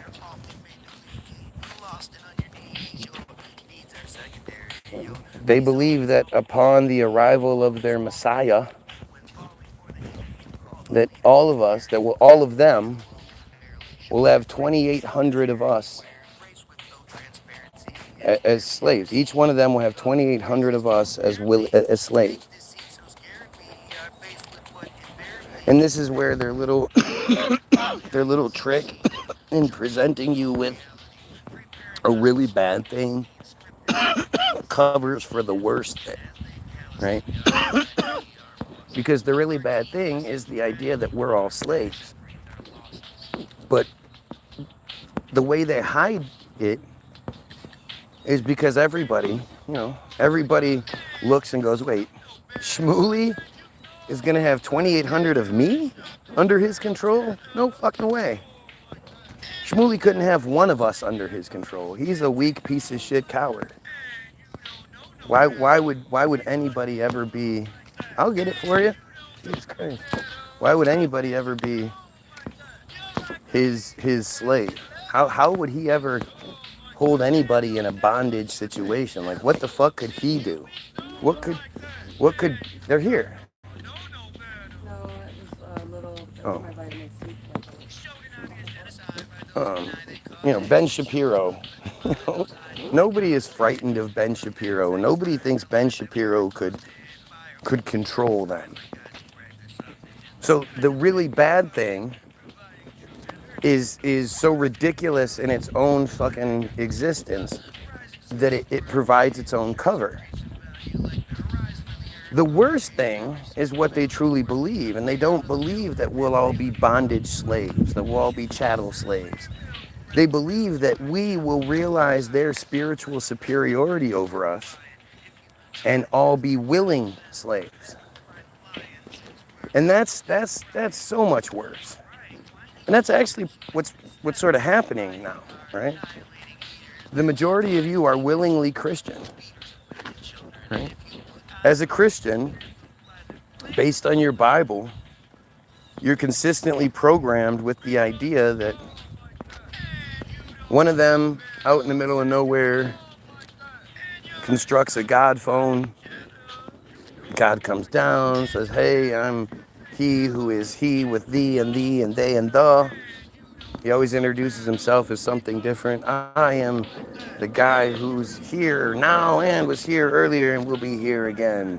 I am the mighty guy who is mightier than Mighty Mouse. Like, he's always introducing himself in some different way. But he comes down and he's like, all right, well, sometimes he changes their name.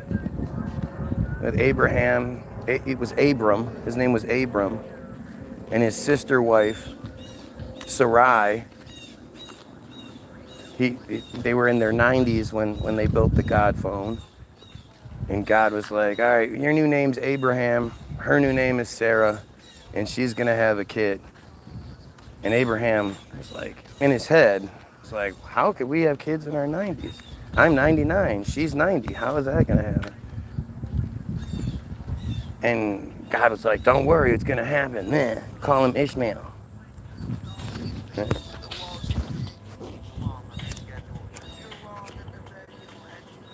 Everybody always talks about how Abraham's the father of the Jewish people.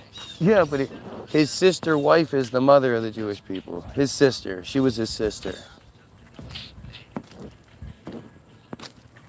But the Bible's full of these stories where, God is like, okay, so everything from here to here, everything you can see, from this river to this sea over here, well, this now belongs to you. And only the Jews can do it in the Bible. They're the main characters throughout all the main characters in the Bible are Jewish. And so they do this, they build the phone, and then after they hang up, they go into the town and they're like, all right, hey guys, I just built one of those God phones that only we can build. And God was like, yeah, everything from here to here is mine, so I'm gonna live in the big house and you guys all have to pay me taxes. And apparently everybody was like, oh, okay, that sounds good. I can't imagine what sinister motivations you would have to lie about something like that. The Bible isn't about what happened in the past. It's about now. It's about seasoning you and programming you to accept the idea that they take so much of our money. $3.8 billion in the first fiscal month of every year. Cash payment. You can look it up. It takes a minute to sort of get through the bullshit, but $3.8 billion cash. And it's under the memorandum of understanding curtain. It's not a treaty. That way, treaty would mean it would have to be regulated, and there would be, there would have to be observation and keeping track of everything. When it's a memorandum of understanding, it just exists. And that's in the first fiscal month of every year. That doesn't come close to how much money they're actually given throughout the year, along with all of the weaponry, along with all of the vehicles, and all the other shit that comes their way. Huh? No. What? No. Here, can you hold this right here?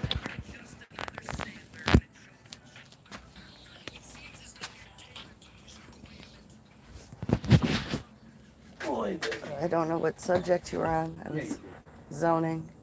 Hi, y'all. I am in severe pain today, so I wasn't paying attention to what you guys were talking about. Man, for those of you that have ever dealt with sciatica, which I've been dealing with for years, but holy flare up. It's been like 4 or 5 days now, and it's just awful, taking my breath away. And I can't see shit.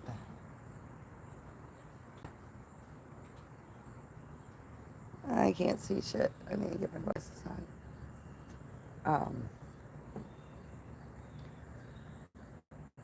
Yeah, I can't fucking concentrate on much right now, man.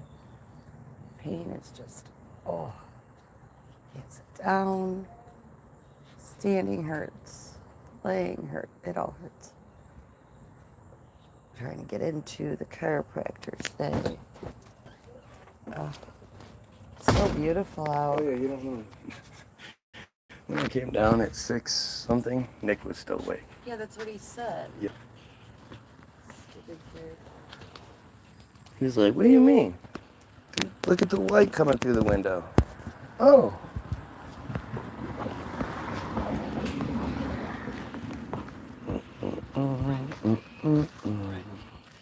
Like, again, just notice the fact that not one of them is actually trying to embrace what's being talked about or engage in the discussion. They're making vague, stupid little threats. They're crying about one thing or another, but oops, did I leave that in there? Did you have a blunt over there? Well, I grabbed one. Yeah, okay. I was just asking. Will Nagger. The Gary's not open to 1. In the bed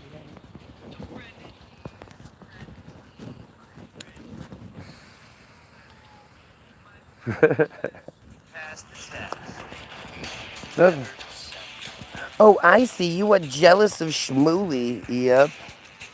You know that you could never measure up to... Like, again, other than Shmooly, who's going to come say that? Am I really to believe that there are other men in here blowing Shmooly in the most goofy way? Like, look at how desperate they are. That has to be Shmooly himself.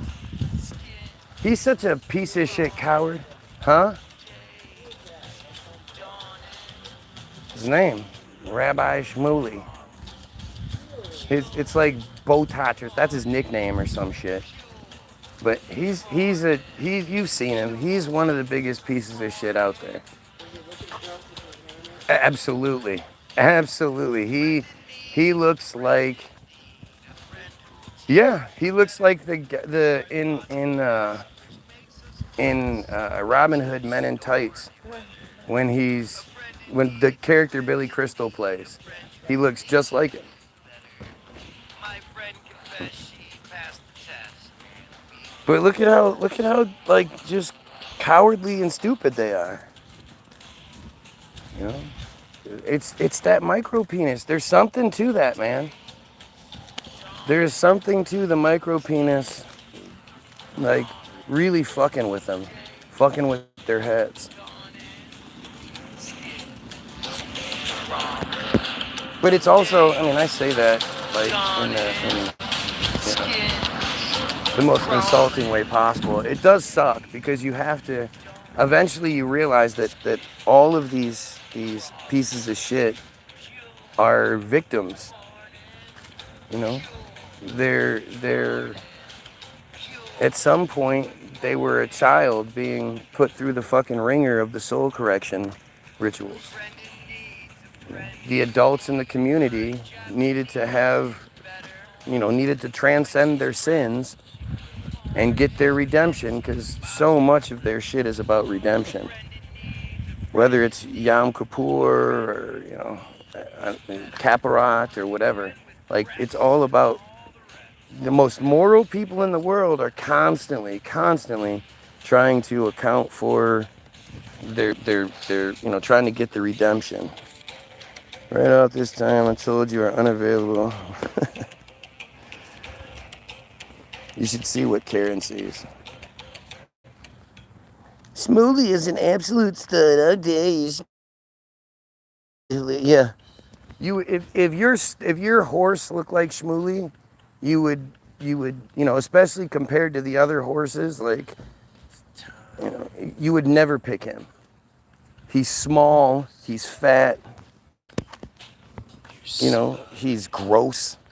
He's as ugly as it gets. He's such a cowardly little whiny weirdo. Like it's and then of course he has a tiny little micro penis. Obviously it would be great to be able to be so, someone with such little talent, someone with such little to offer that's given such a huge stage. That would be so nice to have that stage, especially being somebody that actually has talent.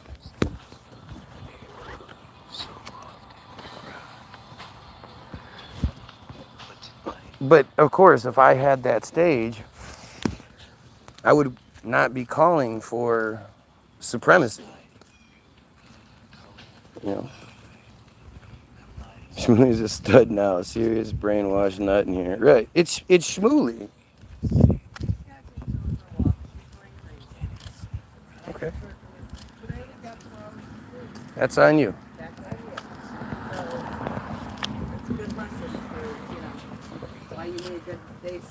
This is a good lesson for anybody that wonders whether, single parents are okay. No mother should be in charge of raising boys or boys. You, get up, dude. Yeah. That's on you. Don't. Yes, she needs it right now. No, now. What do you mean it's almost over? Okay, so how long are you talking? Like 15 minutes. Okay. Shut up, Nathan. When you're done, I don't want to have to ask you again, dude. Don't worry, Nate. You'll be doing it later.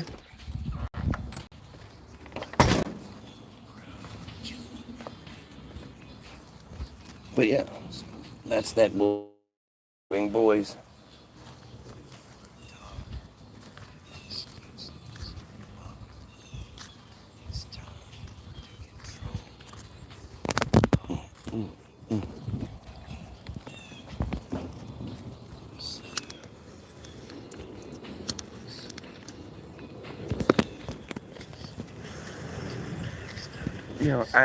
I guarantee there's not a woman alive that's not a fucking friar, because again, it's hard for us to really comprehend what goes on in their shit because we weren't raised in the cult. Raised in the cult, you don't think anything's wrong with what you're doing. If everyone around you is doing the same thing, even if you do think there's something wrong, then you think you're like the weirdo. hey, I don't think we should be raping 3-year-old little girls and then calling them our wives. Well, everybody else does it.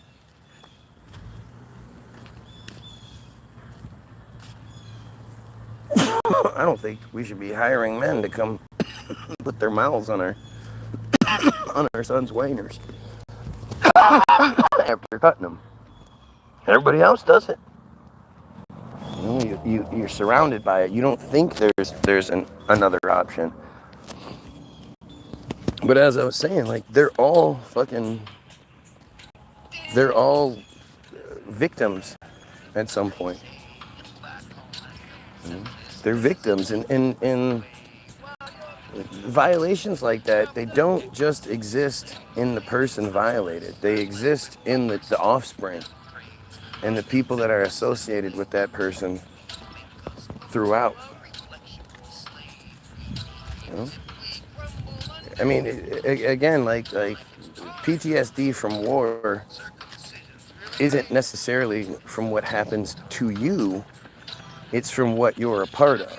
It breaks your fucking brain to be out there and you realize, you know, you're not keeping America safe at all. You're fighting for Israel. You're killing civilians. You're the overwhelming force attacking a basically unsuspecting peasant population. Hurt people, hurt people, hurt people, hurt people. Yeah, exactly.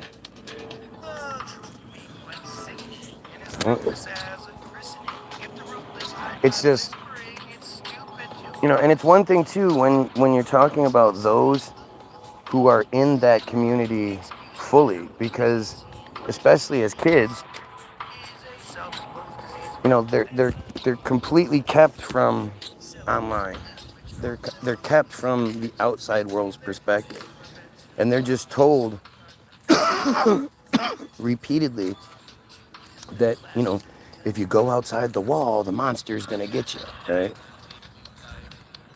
Like it, and we're talking about children, and we're not, and it's not just like you've seen these situations happen where somebody is abusive to their own child, and it's like this isolated thing, and you know, it's one house and whatever. Imagine when they're not even confined to the house.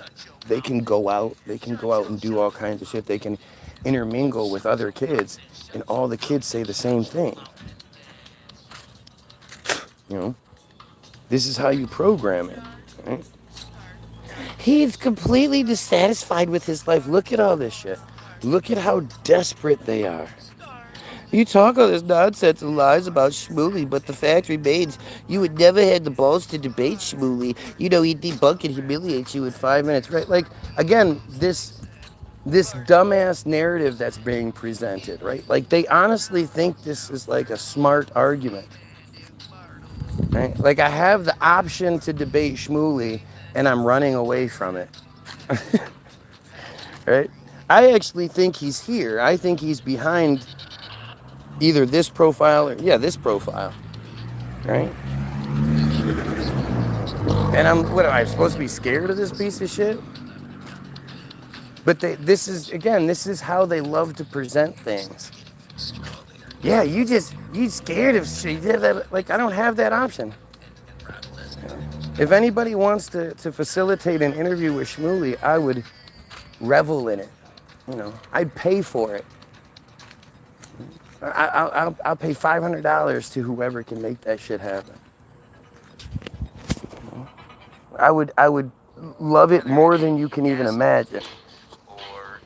But that's the cowardly way to do it, is to pretend. And this is how they argue all the time. You see Shmuley do it. You know, you see it when that Candace Owens thing was going on. First of all, if you say anything while they talk, hey, can I talk, please? Can I talk? Can I talk? As soon as you start talking, they're talking. And they say things like, you know, like if you say, so, you know, Shmuley, what you say is blah, blah, blah, blah, blah. And then they go, see, you just said it right there. You just said it. And you're like, what do you mean? You just said my argument for me. You believe what I'm saying. See, you support us. You support us. See, you just said it. person will be like, no, I was just repeating what you said to ask the part. No, you didn't. You said it. That's all we need to know. You said it. Like, even if you accidentally said something, you couldn't sit there and go, no, you're mistaken. I'm saying other things. Why don't you listen to what I'm saying, not trying to focus on what you think I said. But this is how they argue. This is what they do every time. It's such a waste of time. The only thing it's good for is to show what pieces of shit they are. Shmuley's gonna fucking peddle his books. This is my latest book. In my latest book, it's about my kids, and you've never been there. You haven't seen what I've seen with my 2 eyes. Yeah, but I'm also not a lying piece of shit like you are. So why anybody would believe anything that fucker says, it's just beyond me. If some is good and more is better, you've never known a hopeless dream. It's understood I'm basically tethered, leveraging chasing. Notice how, again, not one of these fuckers actually engages, actually tries to debunk anything I'm saying. It's just all crybaby. Let's finish this article because we got way distracted from the article. Okay. Let's see. Man, he walked it back. He said the that ACT.IL staff is largely made up of former Israeli intelligence officers. We know each other, he said, of his group's relationship with members of Israel's intelligence community. You don't get sent a link to a specific video.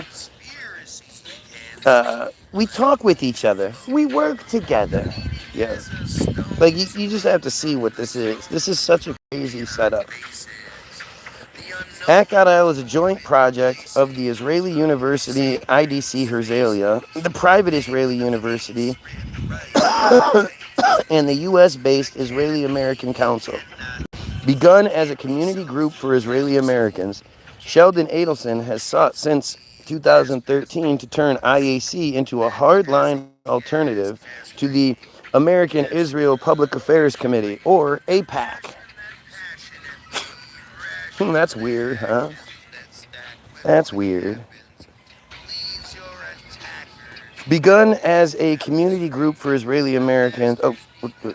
The Maccabee Task Force, the Adelson-backed fundraising group for anti-BDS efforts, is a major funder of ACT.IL.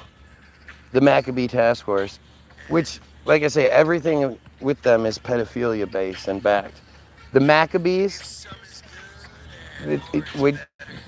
why Hanukkah is celebrated every year? They tell you that Hanukkah is the festival of light, whatever the fuck that's supposed to mean. But what it really is it's in remembrance of the Maccabee Task Force, the Maccabee Revolution, in which, in minus 230 or so, they were supposedly being so oppressed because they, in order, weren't allowed to worship on the day they wanted to, which is something that can't be enforced. They were forced, they were forced to eat non-kosher products, which again, can't be enforced. And the third thing was, they weren't allowed to circumcise anymore. And that's something you can enforce, because if you inspect someone and they are certain, then their parents get in trouble with what was happening. And so one day, Johannes Maccabeus was at the altar, at the sacrificial altar, where him and another guy were killing their animal for whatever sacrifice they were giving, or they were doing. And he was like, you know what, I'm really sick of this. I want to be able to circumcise. I'm sick of not being able to circumcise. Aren't you? Other guy, and the other guy was like, shut up. I'm trying to do my fucking sacrifice. Leave me alone. And so Maccabeus Johannes Maccabeus killed the guy, killed the guard that watches over the sacrifice altar, went home, circumcised himself, circumcised his family, and then went around the country, because he knew where all the other Jews lived, went around and gave people the option, either circumcise and join our group, or we kill you. And they were they were killing them. A lot of people didn't want to join, so they killed them. Save this energy for a live debate with Shmuley so he can shut down your fake anti-Semitic narrative once and for all, you lying white supremacist demon. I love when they start throwing in the supernatural elements of this, basically acknowledging that I'm so fucking good at this that it must be some sort of supernatural interference. There must be a demon interfering. It couldn't just be someone that knows their shit. It must be a demon interfering with this right now. And of course, you know me, I'm white supremacist. Don't I look like a typical white supremacist? God, they're so pathetic, man. They're just so pathetic. This is the best they can do. It's fucking crazy. And it's so disgusting and insulting when it's like, wait, these are the people that we're losing to? This embarrassing pot of shit is what we're fucking... We're losing the fight to this? How is that even possible?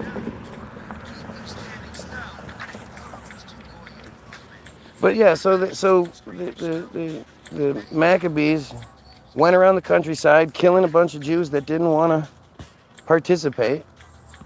And those that did, they circumcised and then they just joined the army. Walking around from place, they just circumcised and they're walking around from place to place. Do you not see how fucking stupid that is?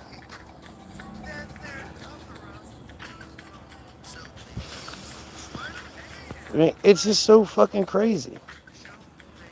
It's crazy. It's just none of, it's a fake narrative. All of their stories are fake. That's why they don't exist in history nearly as much as you would assume they would. Because their shit's relatively new. Hebrew is the youngest language on the planet, youngest spoken language on the planet, the newest language. Created in the late 1800s, early 1900s, the first Hebrew dictionary was from 1903. Oh.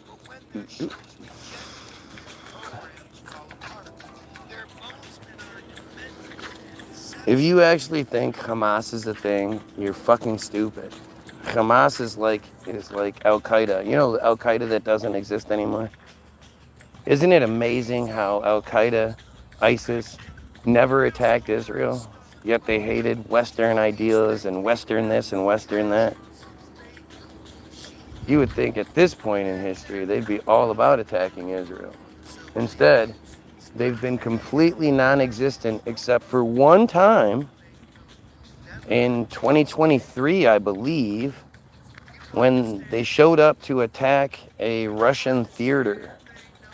Remember that? And like 130 people died or something like that. ISIS did it. And then they just disappeared again right afterward. The part that always gets left out is that same day, Israel attacked not just one hospital, but 2 hospitals. Because of the tunnels that never get shown.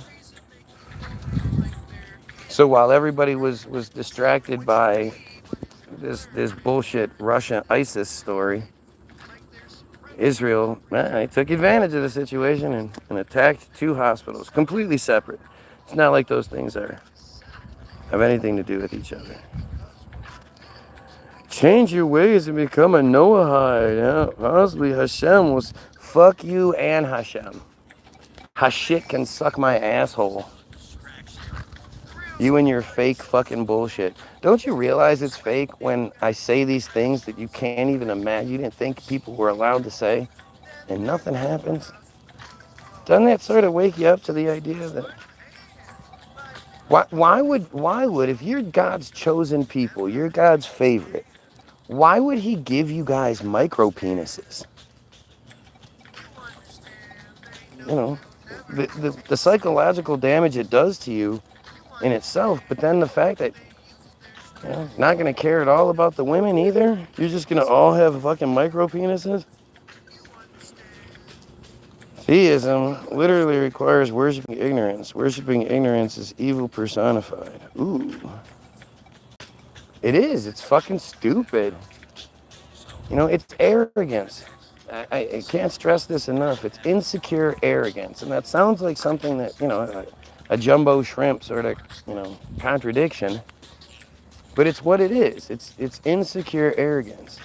You believe what you believe, without any sort of reason, right? You don't have any fucking proof. You don't have no logical anything, nothing that you've seen or witnessed or, that can't be explained. And you believe it only because that's what you were told to believe. So it's that arrogance in believing that you're right because you say so. But you're so insecure that nobody can even talk to you about it because you get really upset and you attack and you hide, and it's just this pathetic cat and mouse game that's played with you. Why are all gods illiterate and ignorant?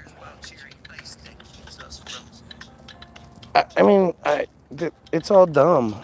They all come from the same shit. It's all Abrahamic bullshit for a reason. And think about how strange that is, right? The Abrahamic religions encompass the two largest religions in the world, and then one of the smallest that happens to also be at the top of the pyramid. Don't you think that's very pyramid scheme-like? Doesn't that seem like a manufactured bunch of shit? 8 viewers, 11 likes, 2,700 subscribers. If you like this, if this is interesting for you, like, share, and sub. And again, out of those 8-9 viewers, several of them are Jewish. What are the chances that Jewish people would just randomly find my feed, my little nothing feed, with just 12 likes and 10 viewers? Why would they happen to stumble across this shit? And yet they always do. And then when they do, they become obsessed. And they come back day after day after day, and they cry and cry and cry.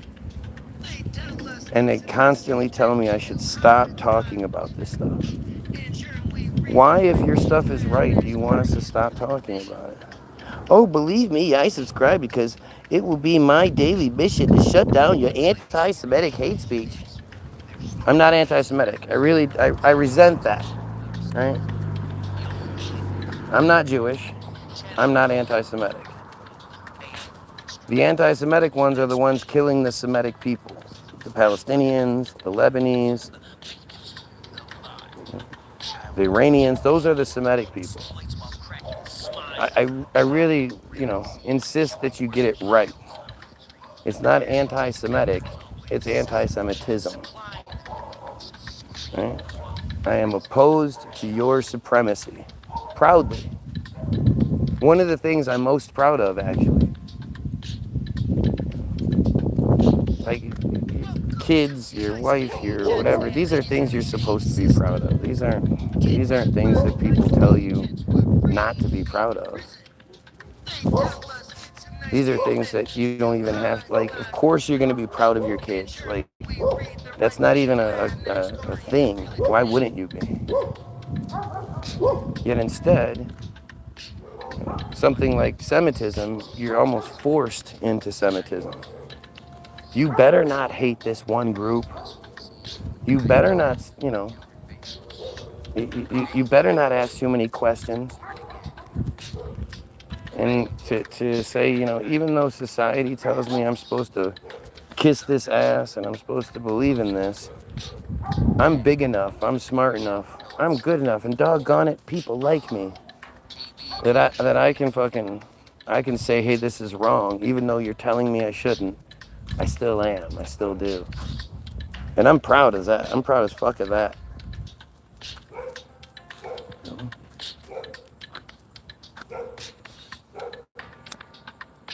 And I'm open to not being, right? If you can come up with a reason why, I'd love to hear it. Anti-genocide is anti-Semitic. What does that mean? Hashem will shut down all anti-Semites. Really? Like, see, again, isn't it interesting how when given the spotlight, when I'm like, all right, come on, dumbass, say your piece. Come on, let's hear what you have to say. They just start, Hashem, blah, blah, Hashit's gonna wipe your ass. It's just fucking stupid. Even if they're not good looking, you love them because they're yours. Right.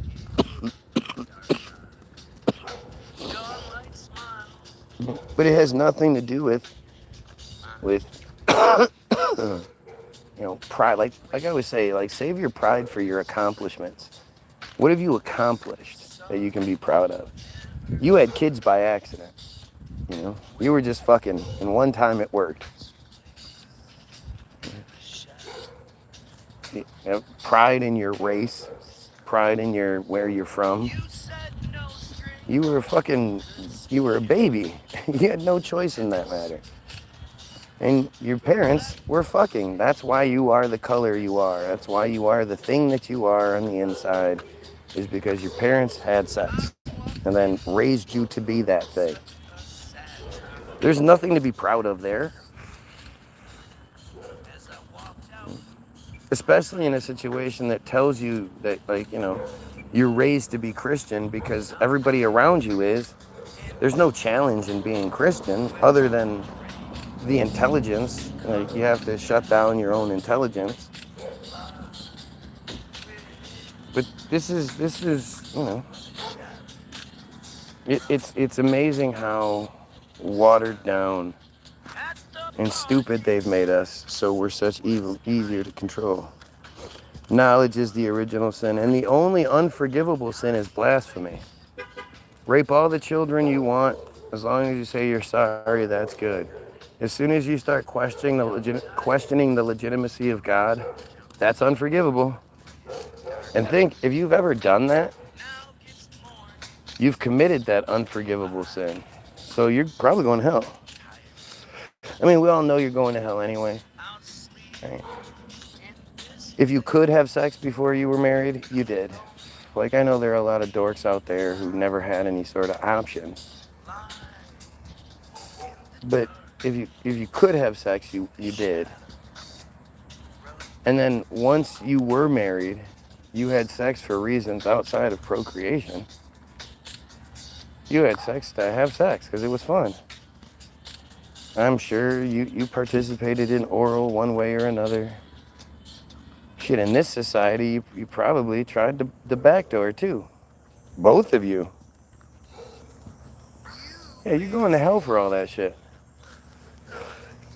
Not to mention all the desecration of your body that you've done with your tattoos and your piercings and shit. Although God's okay with the ears being pierced. The only genocide is in the 40s against the children of Israel. It's called the Holocaust. Learn, you bigot. Holocaust, you mean the burnt offering? That's what Holocaust means. It's a Yiddish term. It means burnt offering. It's an offering to God. Gosh, that sure does shine a light on it. But the Holocaust narrative is just stupid. It's just stupid. There's only one. There's only us. Never mind the 25 to 30 million to 50 million Christians killed in Russia. Never mind the 50 million Africans killed by the Belgian king Leopold. Never mind the Mao and supposedly killing 100 million of his people. No, this completely fake narrative of 6 million, that's the only one. It's a completely fake narrative. There was only 3 million of them in Europe at the time. And most of them escaped here. Escaped to the States. As a matter of fact, there's that one little piece that they love to ignore called the Havara Agreement. Right? And the Havara Agreement was signed in August of 1933, August 23rd, I believe, 1933, after Hitler had already taken over. The Havara, or transfer agreement, paid for 60,000 Jews to start invading Palestine from 33 to 39. 10,000 per year, as usual. And they were paid for. Paid for. The entire Holocaust narrative takes place between 41 and 45. So roughly 4 years, which ends up working out to being about 3 per minute for 4 years straight. Every single minute, 3 are put through the ringer. That's how those numbers would work out. And of course, there's no evidence for it. You know, every time they say there's a pit of dead bodies or whatever, they're not found. You know, the scientific analysis doesn't stand up to scrutiny. There was that Jewish guy that went around the talk show circuit. I forget his name all the time. But he went to these locations and he saw the extermination camp. He went and saw that shit for himself, and shows in the videos alone how it's just impossible. It's impossible for it to have worked out. The rooms that they say weren't built to do that. They had windows, and there's just so much of it that doesn't make any sense. Right? But it's the same thing as Anne Frank. Right? You have a completely fake narrative that's given to you, and you just have to trust that everybody else died but the father. And the father didn't create this whole narrative. This wasn't a manipulation of any sort.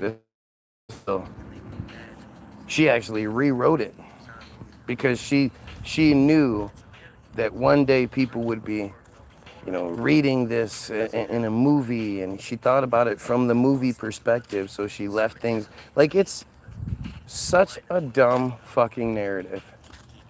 It's so insultingly stupid. And it's one of those things where it's they clearly weren't expecting us, Goyim, to have access to the historical record like we do. We were just supposed to believe what was presented to us. And because there wasn't an internet, there wasn't a way for you to Google it, go check the wiki page and look. You couldn't do all that. I remember that time. I remember having to write book reports, and unless you got to the library first, the books you needed were probably going to be checked out. Because the kids, the Indian kids and Asian kids all got there first, and they didn't fuck around. Anyway, let me go back to this. I'm sorry. We got to talking about the Maccabees and how nasty that shit is. At the center of Act.il's operation is an app made public in June. Listen, The app assigns Israel advocacy missions to its users, which they complete 4 points. In November, one of those missions was to comment on a specific post on the Facebook page of the pro-Palestinian website Electronic Infantada. The post linked to an article that criticized the Dutch embassy in Israel over a promotion it was running in the Israeli supermarket chain Schuferzel, which has locations in the West Bank settlements. Act.il asked users to, quote, leave a comment to uncover EI's biased reporting. EI, Electronic Infantada's biased reporting. And to, quote, feel free to like other comments you agree with. The mission offered sample text to leave on the page. Electronic Infantada's Facebook post quickly drew an odd array of comments, many of which consisted of the same stilted language from the samples. Right, because they're too dumb to realize that saying the same things, if multiple of them say the exact same things, exact same words, it's gonna come across as fake. They're just so dumb.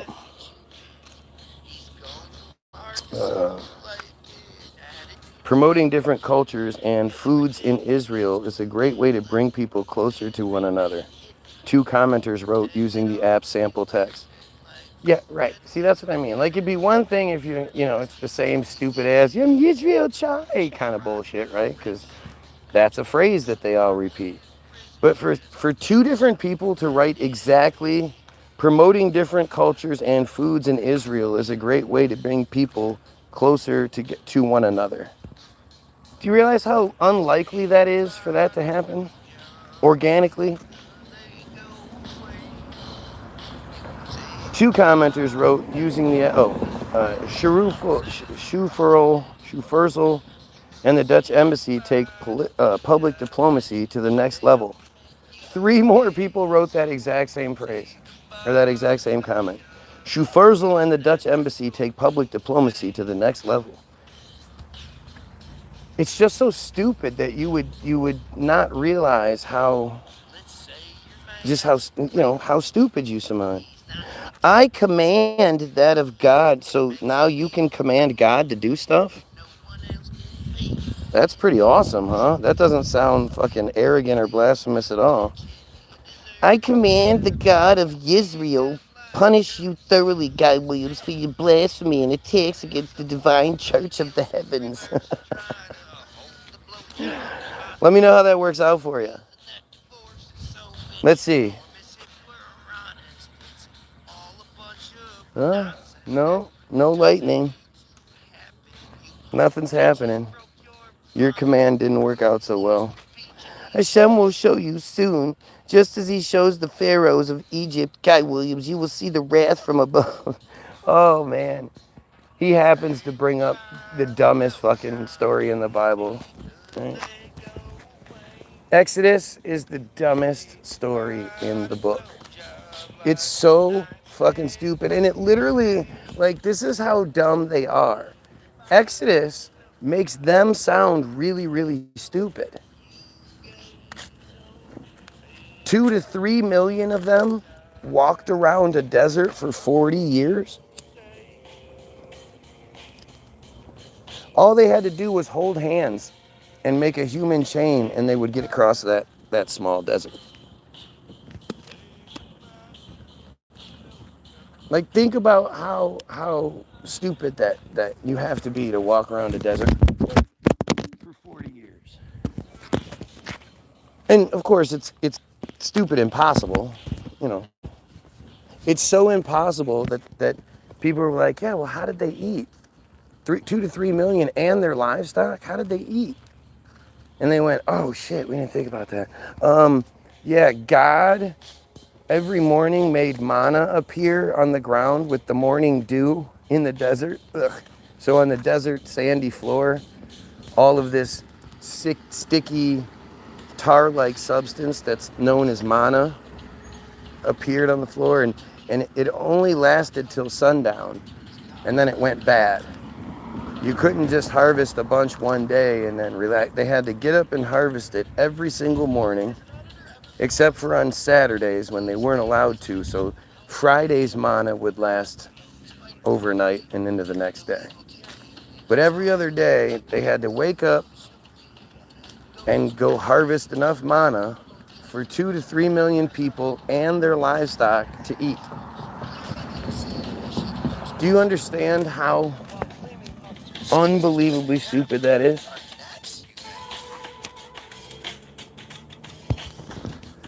I mean, it's like, why would you ever believe that?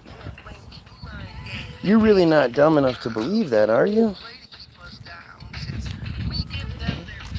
The funny thing is, the Egyptian history that, you can believe what you want, but the Egyptian history that is very well detailed compared to theirs doesn't talk anything about 2 to 3 million Jews being captive and then escaping and then, crossing the Red Sea and the large army, the Egyptian army that was chasing them got swallowed up when no, they don't mention anything like that.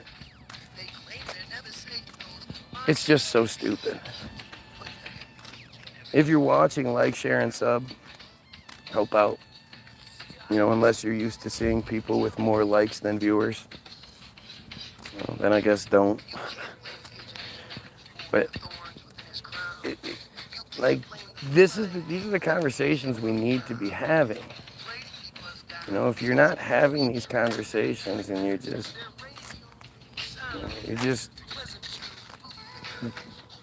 being victimized by it, you're just following along. That's so dumb, right? Look how stupid this is. Zero record in Egypt of the Exodus myth. Right. Yeah. It doesn't exist. There's zero record of it because it's fucking stupid. So 2 to 3 million people followed Moses around the desert for 40 years. No, it's right up here. Let's just go over here. Basically, the thing is, you would think after 40 years, you couldn't keep walking in circles because it's 2 to 3 million people. That would have to be a huge circle for you to not see the remnants of the fact that you were just here. But they followed Moses for 40 years. Once they finally got out, Moses then went up on Mount Sinai and disappeared for 40 days. When Moses comes down off the mountain with the 10 fucking commandments, with the tablets with the 10 commandments on them, he sees that the people are now worshiping the golden calf. And he gets mad and he breaks the tablets and have a temper tantrum and breaks the tablets. That's why they don't exist. Now,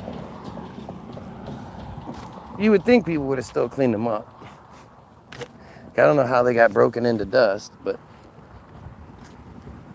when you think about this, so how much time did they wait? Moses went up on the mountain. How long do you think they waited before establishing a completely different religion? Like, they followed the dude for 40 years. They couldn't wait another 40 days? And it wasn't even, it would have to have only been like a week or two that they would have had to wait, because to establish the entirely new religion, as well as Moses' brother, he was the leader of this side of things. He had all of them donate their gold so he could melt it down to make the giant calf, golden calf that they all worship. Now, think about this. Their amazing metallurgy skills back then were just, something outrageous. But did he build a big giant mold that they then poured all this liquid gold into to create it was giant. It wasn't like a small golden calf. where they had all this fucking gold that they could melt down and then make this giant calf. But even still, the mold for it and everything like that, like all of this would have taken time. And then you have to establish the new religion that everybody's going to believe and teach it and all that. They must have only waited like a day or two. I'm like, finally, that fucking guy's gone. And he took that bitch ass Yahweh with him. Like this is the origins of their stupidity. You can't have Judaism without Exodus. When the foundations of your fairy tale are just blatant, obvious lie, like insultingly stupid, why would anybody ever continue to believe it? Especially not here we are 2,000 plus years later, where they're trying to convince us that they're supreme and they deserve to live their privileged life without any interference by us, being paid for by us, fighting their battles for us or for them, and we shouldn't have any problem with it.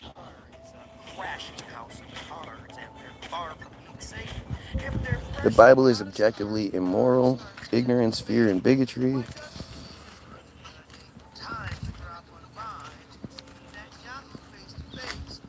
Thinks he's Moses. That's fucking schmooly. He's schmooly. Oh shit, Friedman's here again.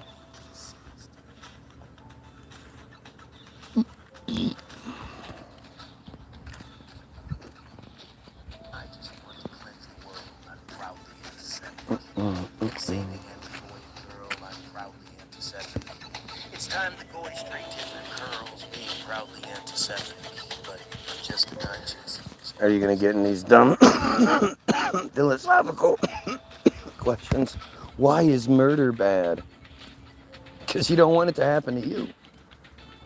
But it's not bad in all cases. You fuck with a child, there's nothing wrong with murdering you.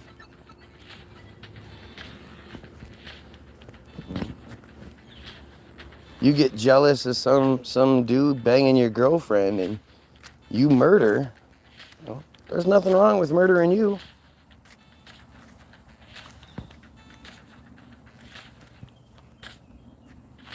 But these are those things that, like, if you need to be told these things, you're on a different level than I am. Nobody has to tell me that you shouldn't just kill people because you don't like them. There's plenty of people out there I don't like. There's plenty of belief structures out there I don't like. But none of them is encouraging the rape of children. Like you chosen fucking psychopaths. Let me finish this. Electronic Infantata's executive director, Ali Abdumania, said that he hadn't noticed the strange commenting pattern. Even if he had, there would have been no way for him to know that Act.il had targeted the site.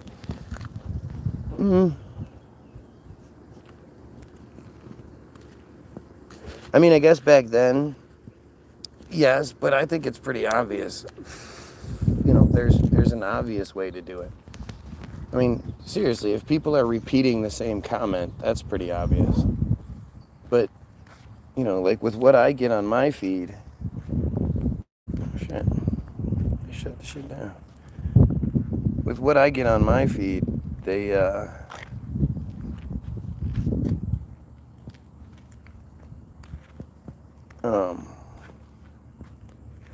it's obvious. There's obvious signs. The way that they do things, the way they comment on things, it's just obvious. They're stupid. They really are stupid. So there's the stupidity angle, and then there's a few other things that it just gives them away. It's obvious it's them.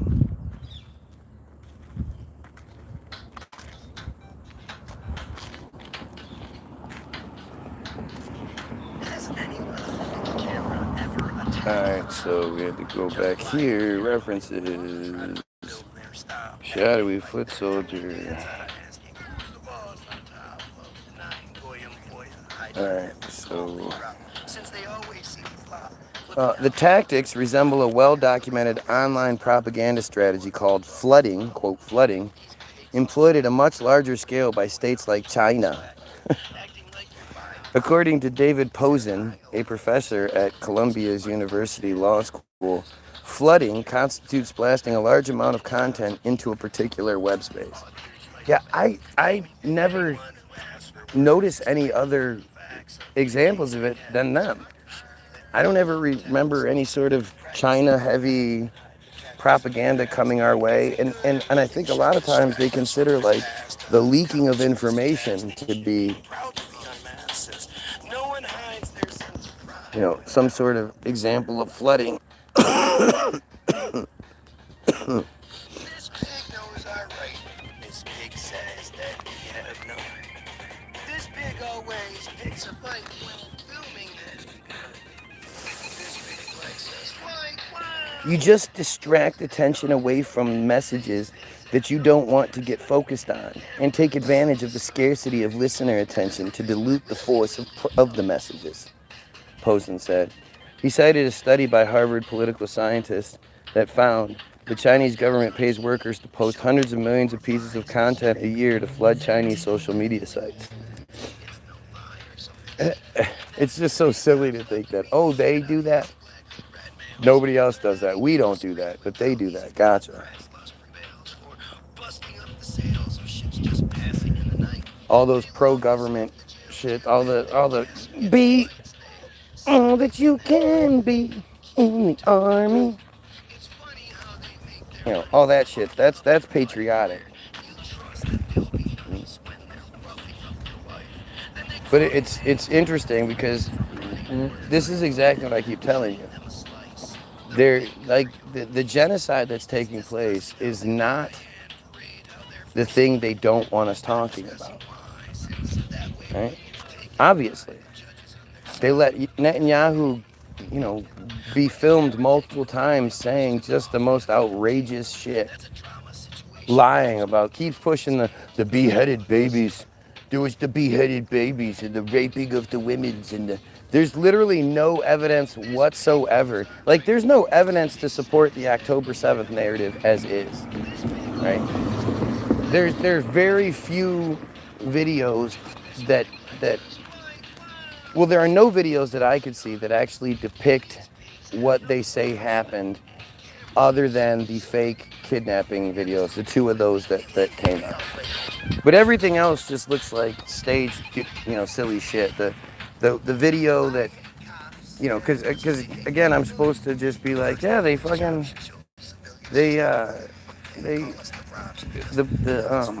Hamas soldiers were wearing body cameras.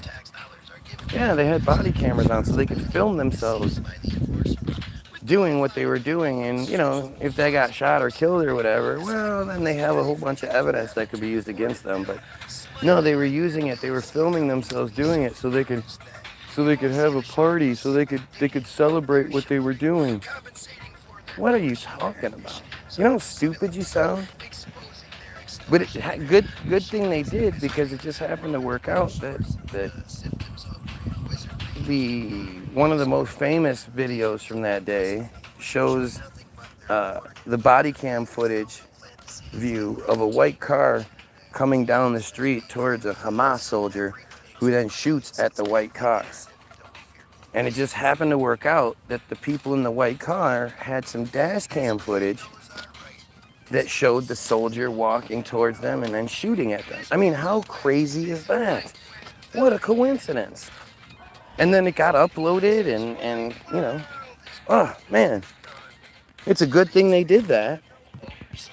Just like how, you know, everybody was, it became sort of a joke, the idea that Hamas used flying go-karts to override the greatest military threat that region of the world has ever known. It wasn't that the Israelis stood down. It wasn't that it was an operation or anything like that. It's just that Hamas and their fucking infinite brilliance, they were using flying go-karts. Right? Flying go-karts. And so when people were laughing at how stupid that was, questioning the narrative, Hamas was like, hey, we don't want you questioning Israel's narrative. Here, we're going to upload a training video we made showing us training on our flying go-karts. If that doesn't show you that the narrative is true, nothing will. We don't want you guys thinking Israel's lying. Like from a military strategy point of view, it wouldn't have made sense for Hamas to continue the idea that Israel's lying. No, that's not good. But this is how they operate. You know? They control the fucking narrative, and that's what this is telling you. Act.il, of course, is not operating at anything close to that scale. Of course. Act.il is some little something. Don't worry about it. Volunteers. China is forcing their people to do it according to the narrative, right? China forces, or maybe they pay their people to do it, whatever. Israel just uses volunteers. Volunteers who are just trying to get points, get their badges, get their names on the leaderboards. Volunteers acting of their own volition, not paid workers, do its work. Ben Yusuf said that the involvement of real activists is key to the concept. Companies in Israel had offered to build him a botnet to automate the sort of social media tasks his app assigned the users. He said he chose not to do so. We believe in real people, he said. So, real quick though, Israel is capable of building these Team Jorge style networks for them? Because that's what he's talking about, the Team Jorge part of things, where Tal Hanan, Talhanan, runs an operation called Team Jorge that is capable of generating 30,000 avatars at any given time to either attack someone or boost someone. Like when Ian Carroll appears on social media in March of 2023, the guy doesn't have any, there's no proof of Ian Carroll's existence on social media anywhere prior to March of 2023. And then he suddenly, boom, he's the guy. Until May, I think, of this year, when he disappeared. Just after he gave everybody Web, the special app you could download to your phone or your computer. Kind of like Promise software that Robert Maxwell sold governments, but him and his team put together this app to help you search the Epstein files. And yet after giving that up, after giving that amazing software away for free, he's disappeared. I don't know, has he shown back up yet? Has anybody seen Ian Carroll? I know he's posting. He is posting, but have you seen him since May? I haven't seen him.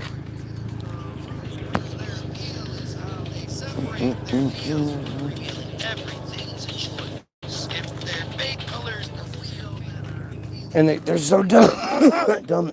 They keep saying shit like wasp spray. Like any of you have heard of smoking wasp spray before. This is one of their new things that they just sort of came up with. And this is how they get it out there. They have something called the Secure Community Network that connects 90 90% of American Jews are connected through this system called the Secure Community Network. When you saw the Bondi Beach bullshit, remember the thing that everybody's completely forgotten about? Nobody talks about the Bondi Beach thing anymore. You would think they would have milked that for a long time, except it started to fall apart. People started picking it apart, showing that you know, the history of the actors involved. The whole thing started to stink, so they just made it go away. That's what they do. But I think the chosen wish list seeks forgiveness from the haunted. How's it working? Is a real way of getting fake meth to junkies to make money. There's no other narrative besides scamming dumb druggies. It causes intense psychosis. I don't know why you know about that. I don't know about that. But it's interesting how it just appears in the feed, in the chat. Last week, some point, they just start saying it. Multiple of them. This isn't something that regular people are saying. This is something they just start saying. Right. He cited a study by Harvard political scientists that found that the Chinese government pays workers to post hundreds of millions of pieces of content a year to flood Chinese science. Oh, okay. We believe in real people. Despite the project's limited scale, Act.il's ambitions are large. Other outlets whose Facebook posts Act.il has recently targeted include RT, is that the Russian time? The Russian, whatever, RT News, ABC News, the Kuwait Times, and the Telegraph. The app has frequently requested that users, quote, like comments by a poster named Wendy Wa, W-A, whose Facebook profile identifies her as a student at IDC Herzliya, and whose writings at time read like a diplomatic communique.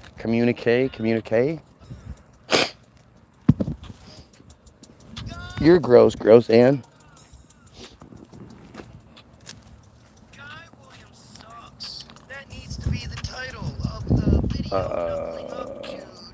Other missions ask users to report videos that calls for violence against Jews or Israel. Ben Yusuf told the Forward that Israeli government officials have told him the Act.il app is more effective than official government requests at getting those videos removed from online platforms. Bring enough of an eruption, the combustion seen for miles. That's weird. The Fort Bragg cartel, huh? Our top surveillance here is Australia's ASIO knew to those Bondi shooters and let it happen, or knew about those Bondi shooters and let it happen. Yeah, that's the thing about the Bondi. It's like there should be all sorts of footage of it because that region is completely surveilled everywhere. There are cameras everywhere. But if you were to go back and look at the news reports, you'll see that the Secure Community Network is mentioned several times. And the Secure Community Network, again, it's this weird app that connects all of the Jews and gives them information before it's known to the general public. Whenever there's some sort of event or some sort of shooting or something like that, they all go to their act.il to get, or they all go to their Secure Community Network page to get instructions, to get, information, to know what to do. It's remarkable. It really is. And it's one of those things where I challenge you to go look it up. I'm not going to look it up right now because it's a whole fucking day's worth of looking at something. I've been begging you for years. Maybe we'll do it tomorrow.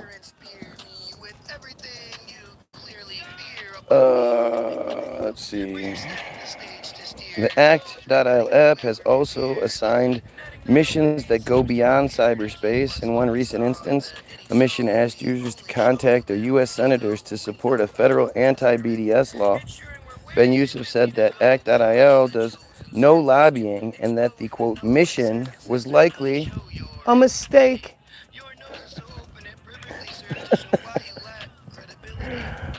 That is so insulting, right? It bothers me that they think they can present things to us like this and get away with it, and they can.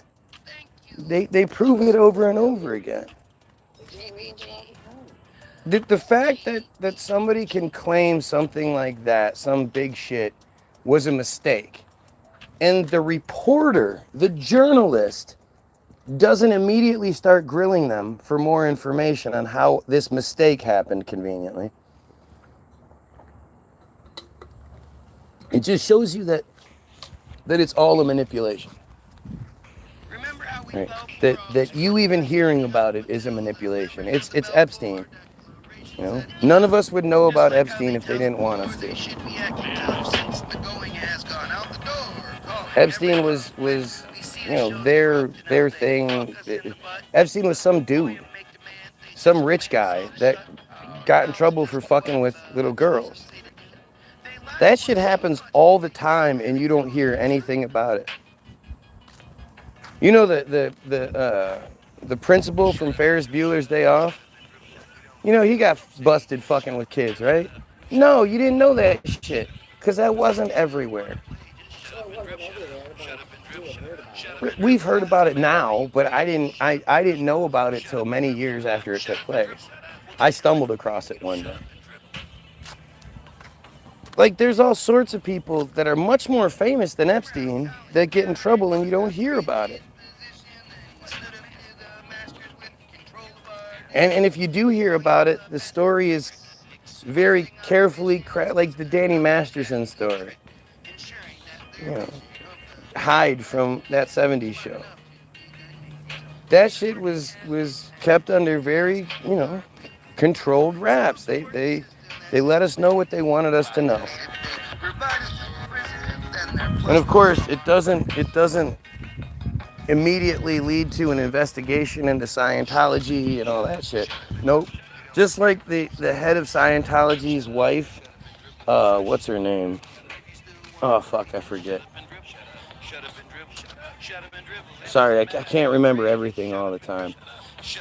But the head guy's name, the head of Scientologist's wife hasn't been seen in public in like 15 years or some shit like that. And people keep wanting to know, like, where is this broad? We're concerned. McTavish? Is that his name?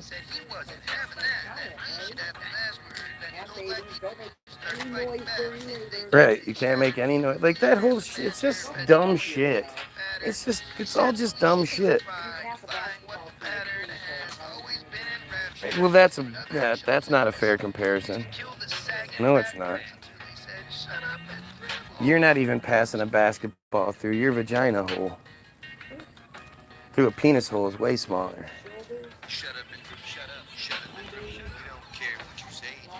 It's fucking crazy. There's no doubt about it. But at least the baby, like, the head crushes down and gets all cone shaped, and the basketball, a basketball is a pretty big deal.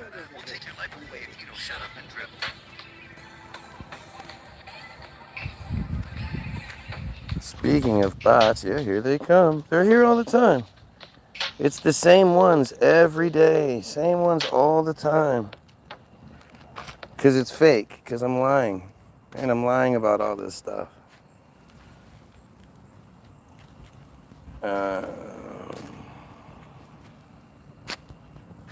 But the fact that they can get away with calling things mistakes is just such a joke.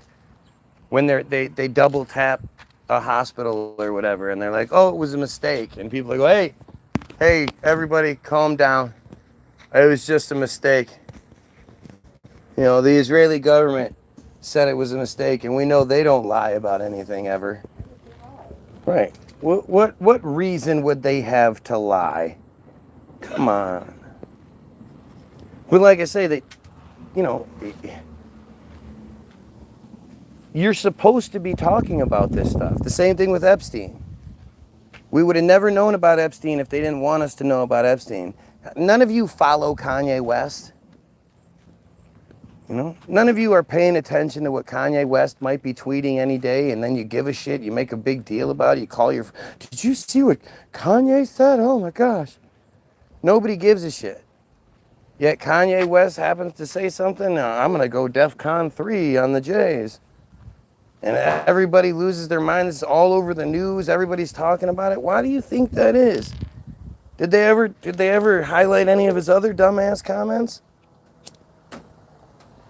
They did that because at the same time, they were putting in Netanyahu, Bezalel Smotrich, Itamar Ben-Gvir, Avi Moaz. They were putting in this ultra-supremacist coalition in Israel, and they needed us distracted for a few days.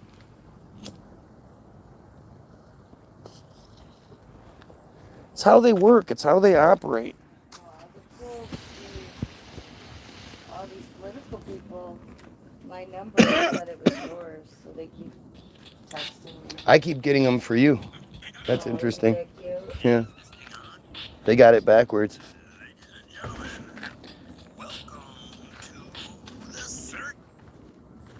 We skipped this. Oh, that's good. Oh, look at this shit. Look at the dumbass shit. Again, like I'm making this up as I go. It's not that I'm reading you an article about it from an only Jewish outlet. Like lions on turf shit, it's harder than it seems. Chasing wet dreams, always awake, dog, make shit about it. Federal law in the U.S. requires that individuals trying to influence American policy on behalf of foreign principals register with the Department of Justice as foreign agents. Again, something that it doesn't matter what side of the coin you're on, you know. You could be biggest conspiracy theorist in the world, or you could be the fucking biggest Trump dick sucker MAGA in the world. You should give a shit that there's a group that is working on behalf of the Israeli military pretty openly, trying to influence shit, lobbying, putting out insane amounts of propaganda and attacking people that speak out. And yet they don't have to register as a foreign agent. Why not? I mean, never mind the Leahy law that's being broken every day. The Leahy law says that anybody that's harboring terrorists is immediately cut off from American aid. You get the harboring terrorists, committing terrorism, war criminals, all that shit. You got to be on the up and up to get that American tit money, except for Israel. Israel's the only one that isn't subject to those limitations. And why? Well, because clearly they're our greatest allies. Psychopaths incapable of caring. Well, it's because of what's done to them. It's you know, ritually raped and tortured out of them from the time they're young children till the time they're 12 or so when they age out. That's what the Bottom of Darkness article talks about. Bottom of Darkness, April 23rd, 2025. April 23rd, 2025. Israel Hayom, Bottom of Darkness, tells you all about how this works. That from a very young age, especially when you look at the Mishnah Nadah side of things, from a very young age, they are every 2 weeks. It doesn't say this used to happen. It says every 2 weeks, after a Torah lesson led by the rabbi, the adults all stand in a big circle, naked, singing songs and reading scriptures and shit, while the children stand inside the circle in a smaller circle, also naked, awaiting the grape. And this is happening every 2 weeks. And this is just a small percentage of what's going on. The Bottom of Darkness article will be the fourth link in the description.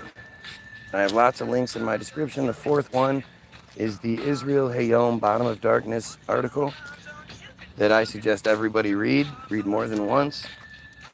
There's a lot of crazy shit that's said in that article, especially when you read that the doctors saying things like they have an existential need to deny what they're witnessing time after time after time. Same stories, same narrative, same biblical or same scriptural bullshit, same rabbis, same over and over again for decades, as long as they've been practicing, and yet they have an existential need to deny it. Because acknowledging it means it's not just some isolated bullshit. It's not just some intuition that these guys are having. Scripture says it's part of their thing. To get the covenant with Abraham, metzitzia has to take place. Brit Milah has 4 parts to it. That Brit Milah is their circumcision ritual. 4 parts. If you don't do any one of the 4 parts, you don't get the mitzvah. You don't get the blessing. And part 3 is metzitzia, is the sucking. You know, you can't eliminate the deplorable acts without eliminating the structure itself. That's why they have an existential need for denial. And it's fucking crazy. It's fucking crazy.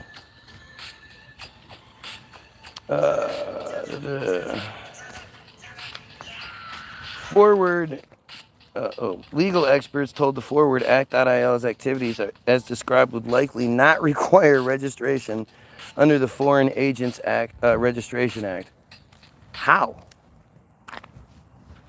Even if it did, it's not the kind of case historically that would raise the government's dander, said Steve Vladek, a law professor at the University of Texas in Austin.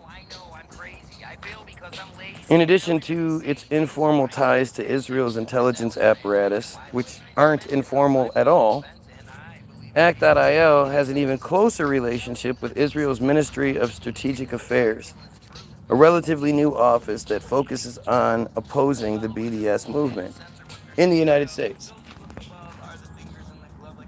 Yeah. Boycott, divestments, and sanctions. Which is weird because it's not like they have much success, right? You don't hear about a bunch of people championing or complaining even about the BDS movement's successes at any point anywhere. As a matter of fact, the only thing you hear about is that it's illegal in like 30 some states, maybe more now. It's illegal for a corporation to oppose Israel in any way, to boycott Israel. So these corporations aren't even allowed to do it legally. And yet it's still, well, I guess it's not still such a big thing. I think the crazy part is it can't maintain, right? Because at the end of the day, the more you dig into it, the more you're going to realize that it has nothing to do with Israel and boycotting, divestments, and sanctions of Israel, because Israel is just a small piece of the puzzle. Israel isn't in Hollywood. Israel doesn't control the diamond mines and shit. Israel doesn't control the government, per se. Israel is just a place.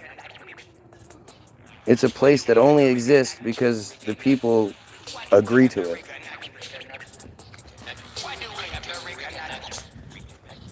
Too many lies, our narrative is crumbling. You're the most that's going on here. More and more people see each day what you are. Wasp spray jokes won't cover it up.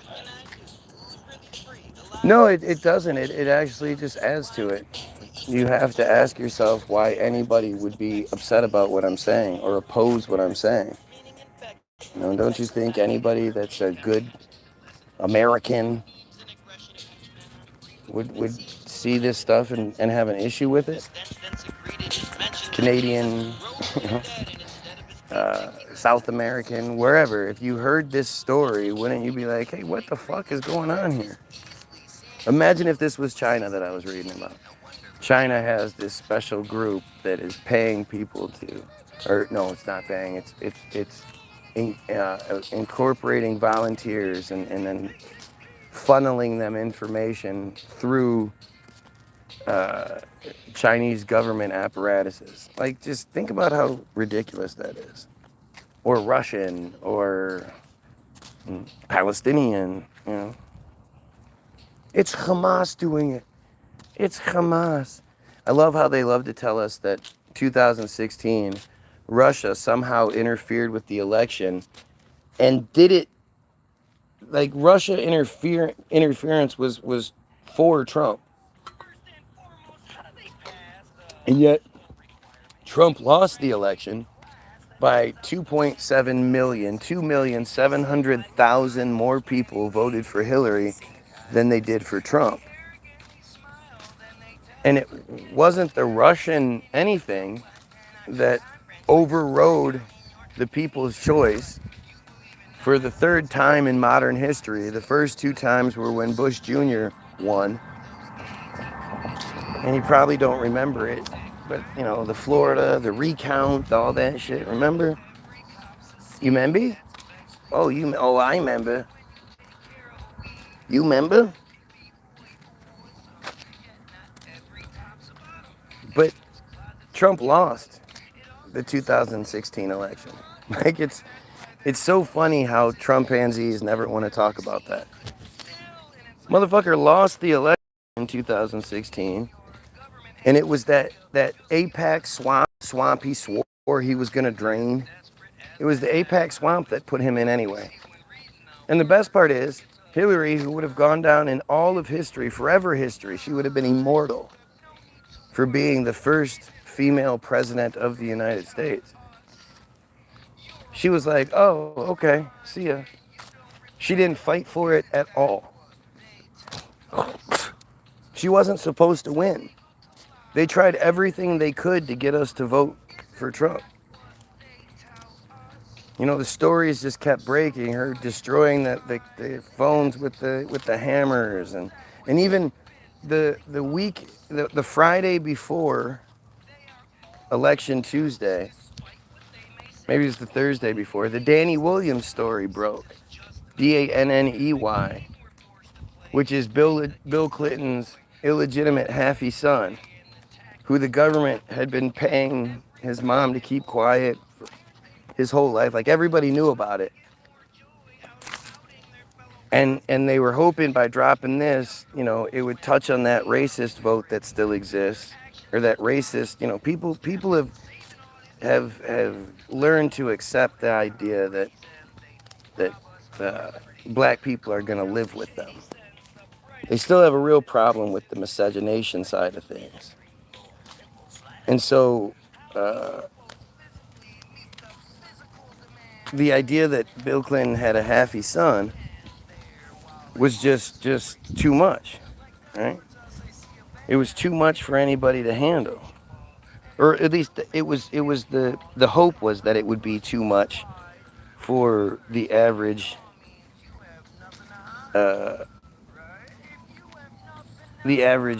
dumbass American racist, whatever, to handle. And that would have, you know, they tried everything to make Hillary. They even had the news anchors pretending like they were all for Hillary and whatnot, because they know that we hate them, so we're going to go against them. And for Hillary to actually win by such a significant amount, 2.7 million is a lot of fucking people. For her to win by that much and then not put up even a fight, like, think about all the dumb shit Trump has done, still doing to this day, pretending like he didn't lose in 2020. Right, like, it's still just a bunch of bullshit. Hillary hasn't said one time I got screwed. It's bullshit. The APAC swamp put him in office.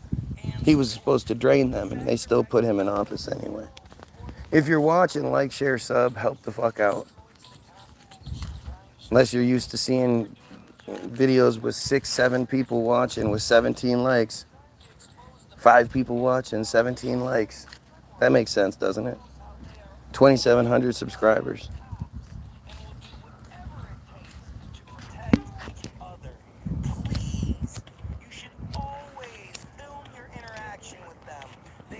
Hillary easily could have won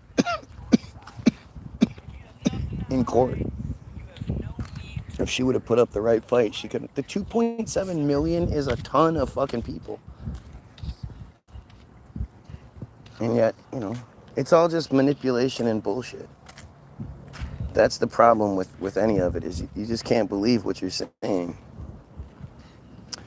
In addition to formal ties, it's informal ties with Israel and there's even a close relationship. The minister, Gilad Erdan, promoted the app's impending launch at the Celebrate Israel parade in February, and the ministry placed paid articles boosting the app in the Jerusalem Post and the Times of Israel. I mean, talk about a fucking advertising campaign. All these people are just putting it all over. Hey, come join the app. It's like a video game where you can gain real world points, real world fucking advantages. Who knows? TVs, fucking trips, cars, you get enough points. Who knows? We don't know how the system works. We know it exists. We just don't know how it works. That doesn't take anything away from it.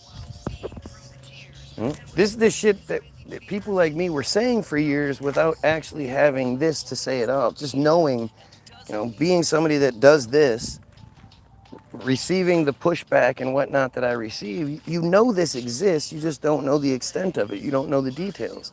Now we fucking know.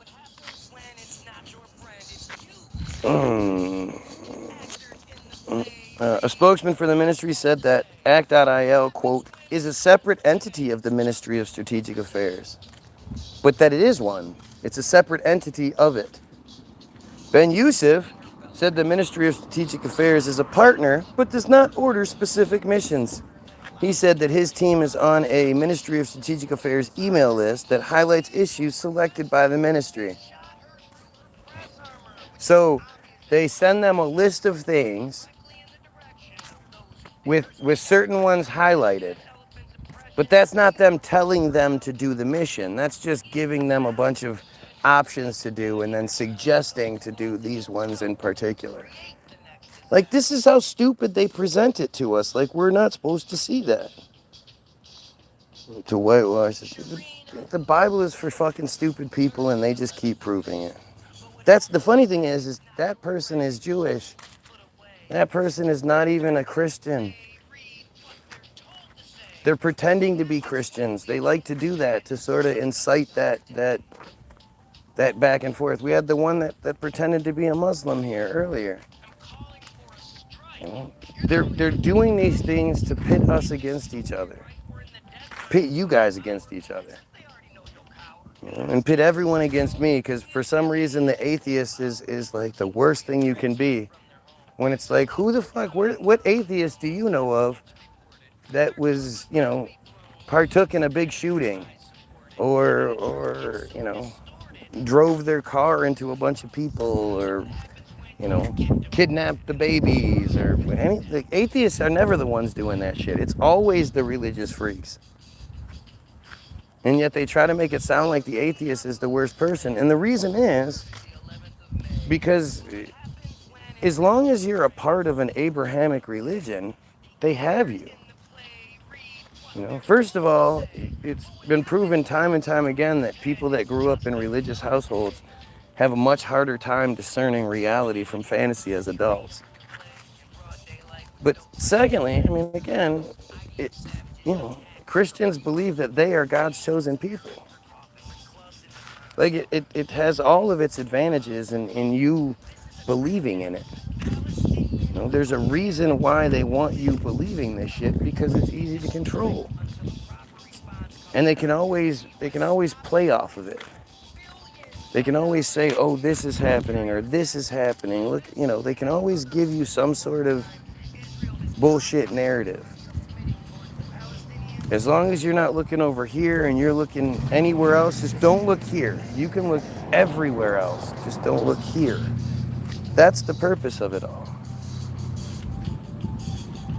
I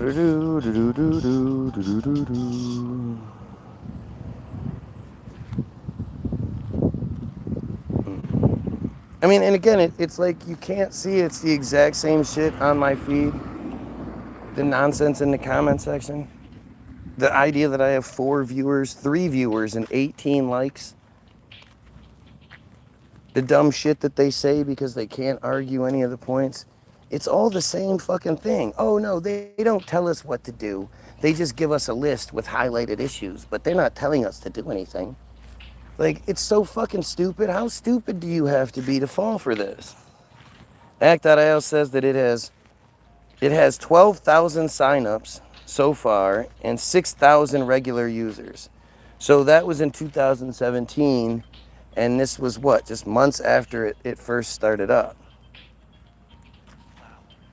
In 2026, when it was moved over to Rise App, when it was rebranded as Rise App, they had over 40,000 users at any given time that they can call upon.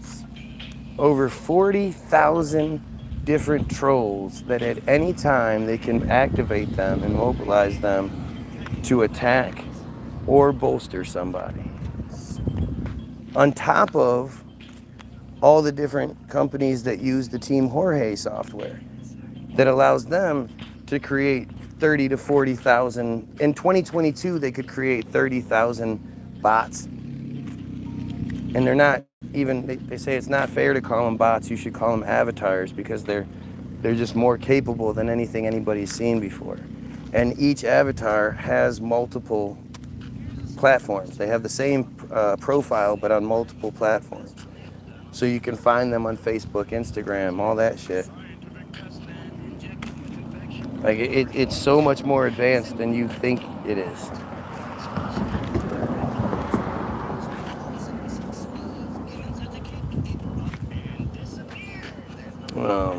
The users are located all over the world, though the majority of them appear in the United States. Users get, quote, points for completed missions. Top-ranked users complete 5 or 6 missions a day. Top users win prizes, a congratulatory letter from a government minister, or a doll of David Ben-Gurion, Israel's founding prime minister. Oh, for all my hard work, I got a doll. Oh, thank you. You know how weird this is? The fact that it is a prize. Oh, I got a doll of David Ben-Gurion. Look how lucky I am.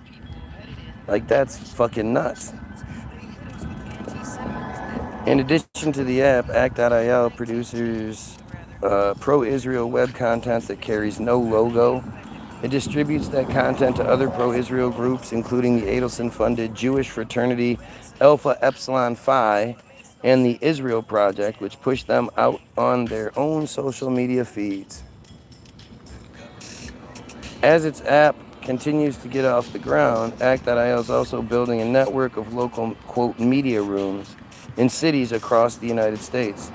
The media rooms are the human side of the Act.io operation, community building efforts for local Israeli Americans. But they also serve as ways to bring Act.io's online tool to local activists and local fights.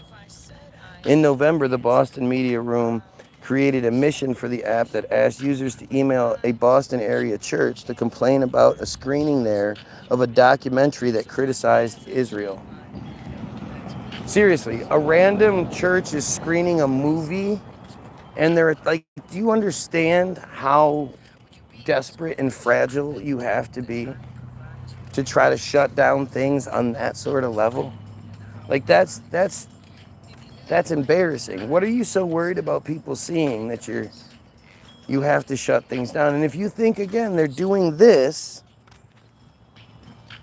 you know, in those situations, those one-time screenings, if you don't think they're watching this feed that's had over 1 million views on it so far, that is constantly pointing out their shit and has feeds that had 6 watchers and 18 likes, a feed that's so fucking powerful they have to shut it down.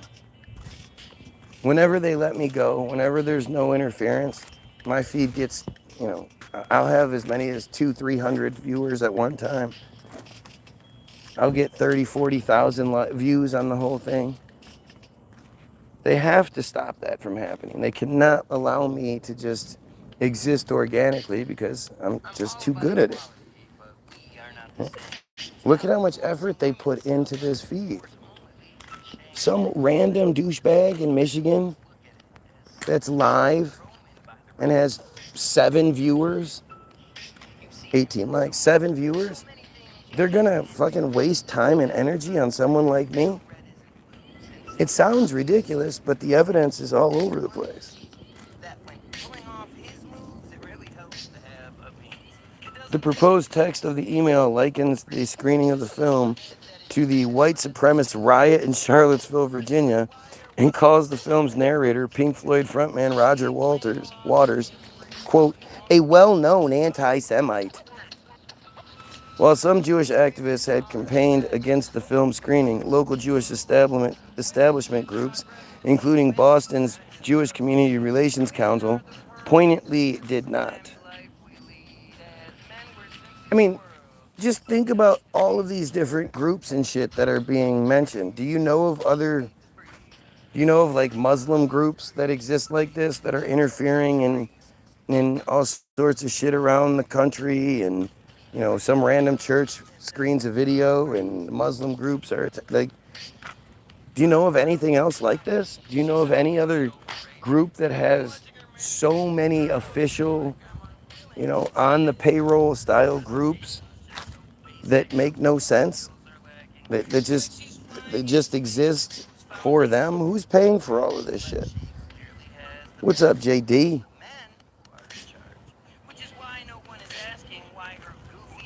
Tammy Levy, an IAC employee, runs the act.il, quote, media room in Tenafly. On the Wednesday the Forward visited, Levy opened the evening session with a PowerPoint presentation. Going around the room, Levy asked the adult and high school student volunteers for advice for a few of their number who were being sent out that weekend with a hired professional videographer to shoot a pro-Israel video in Washington Square Park. Enjoy the mission, one adult mentor said. This is fucking nuts.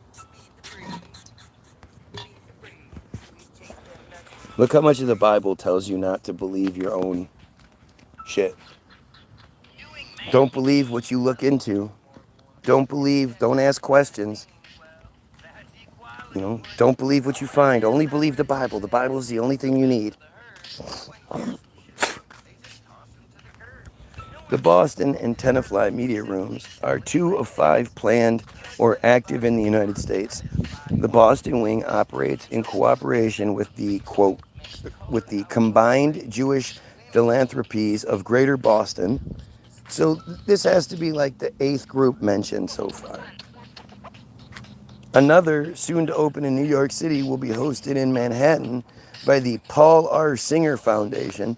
That foundation is always funding PBS programs. I recognize the Paul Singer name. Funded by the Republican hedge fund billionaire. He's a hedge fund billionaire, yeah. In New Jersey, Levy also runs regular ACT.IL advocacy training sessions at the Fritz School, a local Jewish day school. So again, I know they say this is all volunteer, but don't these people have lives that they need to work and pay for, and, you know, families they need to take care of and all this other shit? Like, how do you have so much free time that you can just be a huge part of this thing without getting paid or anything like that? That just seems so unlikely, you know. We go a little bit deeper so they actually understand everything they're doing, Levy said. What the fuck does that mean? Much of the work of the media room seems to be managed closely by Ben Yusuf headquarters in Herzliya. Well, that sounds like a foreign group. Levy said that ideas and material for the weekly sessions come from staff at headquarters in Herzliya. One adult volunteer was busy filling out a spreadsheet sent from Herzliya with time slots for posting content on the social media room's social media feeds. At the end of the weekly session, the adult mentors fill out a weekly update form that is sent back to headquarters in Israel. I mean, seriously, you don't think that this is what you're seeing on my feed? Doesn't this seem like familiar to you as I'm reading it? Doesn't it feel familiar? You know, yeah, this sounds like something I've experienced. Act.il is difficult to contextualize within traditional frameworks of online propaganda campaigns. Ido Kilvati, a cyber fellow at Yale Law School's Center for Global Legal Challenges, said that it seemed to be a, quote, form of information operation enabled by crowdsourcing techniques paired with a strong ideological motive backed by authoritative appeal. That's a pretty nice, long way of saying it's a fucking Israeli military government operation. In other words, an attempt to manipulate online media with the help of a large number of ideological volunteers. Come on. People have way too much going on to be sitting there volunteering to be involved in so much shit. Despite early hiccups, it could be the future of Israel's online efforts to improve its international image. Which is, again, a weird way of doing it, because they're saying they know what they're doing makes them look so bad that they need to go out there and prevent those, people from talking about the negative stuff, post showing the negative stuff, all that. They want to get rid of the idea, the exposure. They're not talking about how do we reach our people and get together and stop metzitzia or stop Mishnah Nada or stop bombing or anything like that. Instead, it's how do we stop people from talking about it. The Ministry of Strategic Affairs has been embracing secretive data-focused programs in its efforts against BDS, just BDS. Initiatives in cyberspace seem likely to increase. It's a beautiful initiative that brings the support of Israel to the same place under the same vision of helping the state of Israel online and doing it in a simple and smart way, Ben Yusuf said. It's so ridiculous. That's the end. Like, how do you even begin to how do you deny it? How do you not see it? I have 1 viewer and 19 likes. Because that makes sense, doesn't it?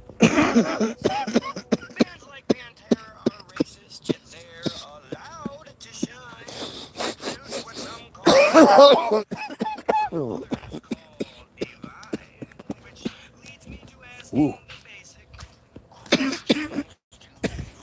Shit, this is empty.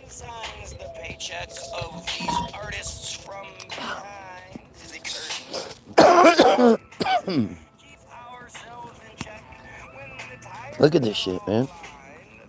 Look at the dumbass shit that comes through my feed. Yeah. 6-star watching. Well, create Palantir to dominate the American Israel. 666. Palantir is evil. I mean, there's no evil. There's no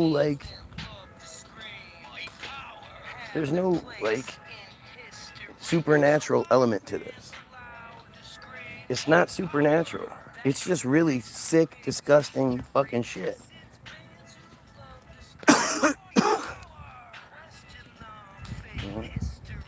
If I'm wrong, it shouldn't be like this. There should be an obvious, an obvious proud effort against what I'm doing, where they engage and they say, no, fuck you.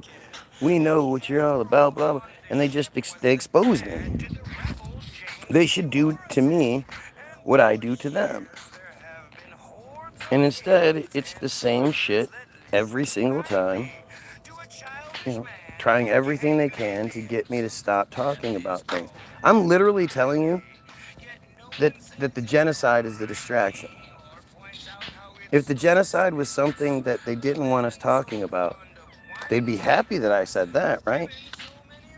It wouldn't be all over our TV every day. It wouldn't be showing us Netanyahu and Rubio and Stephen Miller and Trump and all those guys saying shit that you hear and you go, shouldn't you not be saying this? Like, isn't this the quiet part? And yet they consistently keep doing it to consistently keep us talking about this. Because the last thing they want us to talk about is the real issue. The genocide's definitely an issue. It's just not the cause. What causes the genocide? The genocide is a symptom of the problem. So we have to figure out what's causing it. What creates an entire society that is capable of doing the most atrocious things and then whining and playing the victim at the same time? And that's where Mishnah Nada 5:4 comes in. This is Sefaria.org. This is the Jewish library. This is Mishnah Nada. This is the Talmud. This is Mishnah Nada 5:4. That's what it says in Hebrew. Notice how, before I even say anything, the dumbass flies the pizza slice, which has nothing to do with what we're talking about. And it's what we're going to talk about because it's a pedophile symbol. It's a really well-known pedophile symbol. He flies that and the pedo flag because they know what they're doing. And you know, they really think that they have us hating each other so much that we won't, you know, we won't do anything about it. We'll just keep watching them do it. If you're watching, like, share, and sub. Right? Help out. Oh, am I? I'm a convicted pedo, huh? Where? Show us. See, this is how you know what I'm doing is so significant. Because they're trying to use it back against me because it's working, you know. This is the thing they can't lie their way out of. They know that everybody thinks pedophilia is the fucking worst. So everything they've tried to do so far, well, it doesn't work. So now they're desperately trying one last sort of Hail Mary. Because they don't want me talking about this, right? And anybody that makes jokes about pedophilia, that takes it lightly or any, these are people that, you know, I mean, the pedophiles are much more common than you realize. Shit. That's why the pedophile hunters that are all over the web all the time, YouTube and Facebook and all that, the reason they're all so successful, constantly catching people, is because the pedophile problem is way worse than you realize. You know, it's your family, it's your friends, it's your neighbors. It's unfortunate, but it's everywhere.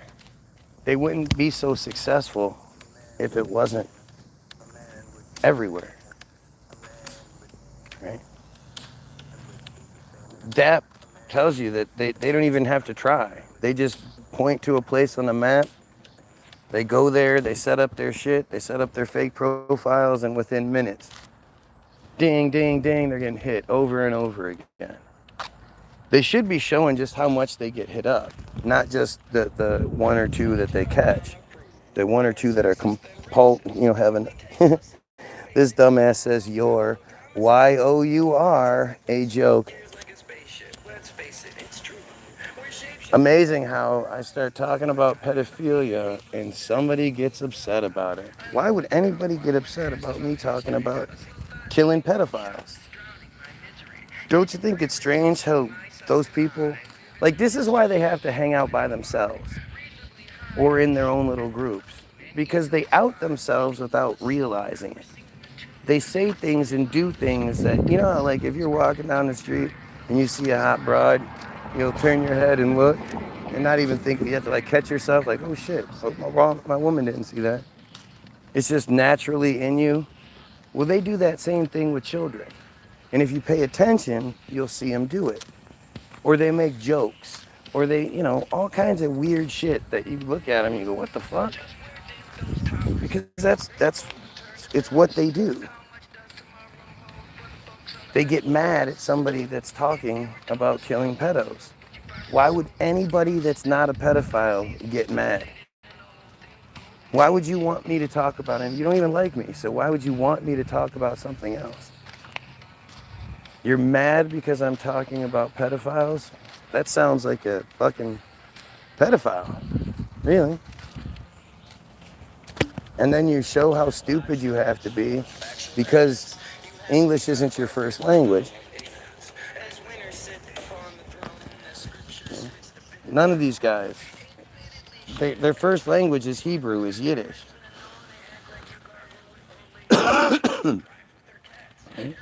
English isn't their first language, so getting the yours, the twos, the theirs, getting those right are some of the hardest parts of this, and they constantly fuck that up. Get off the live stream, says the page that was made 5 days ago with no subscribers. Literally a page made for me.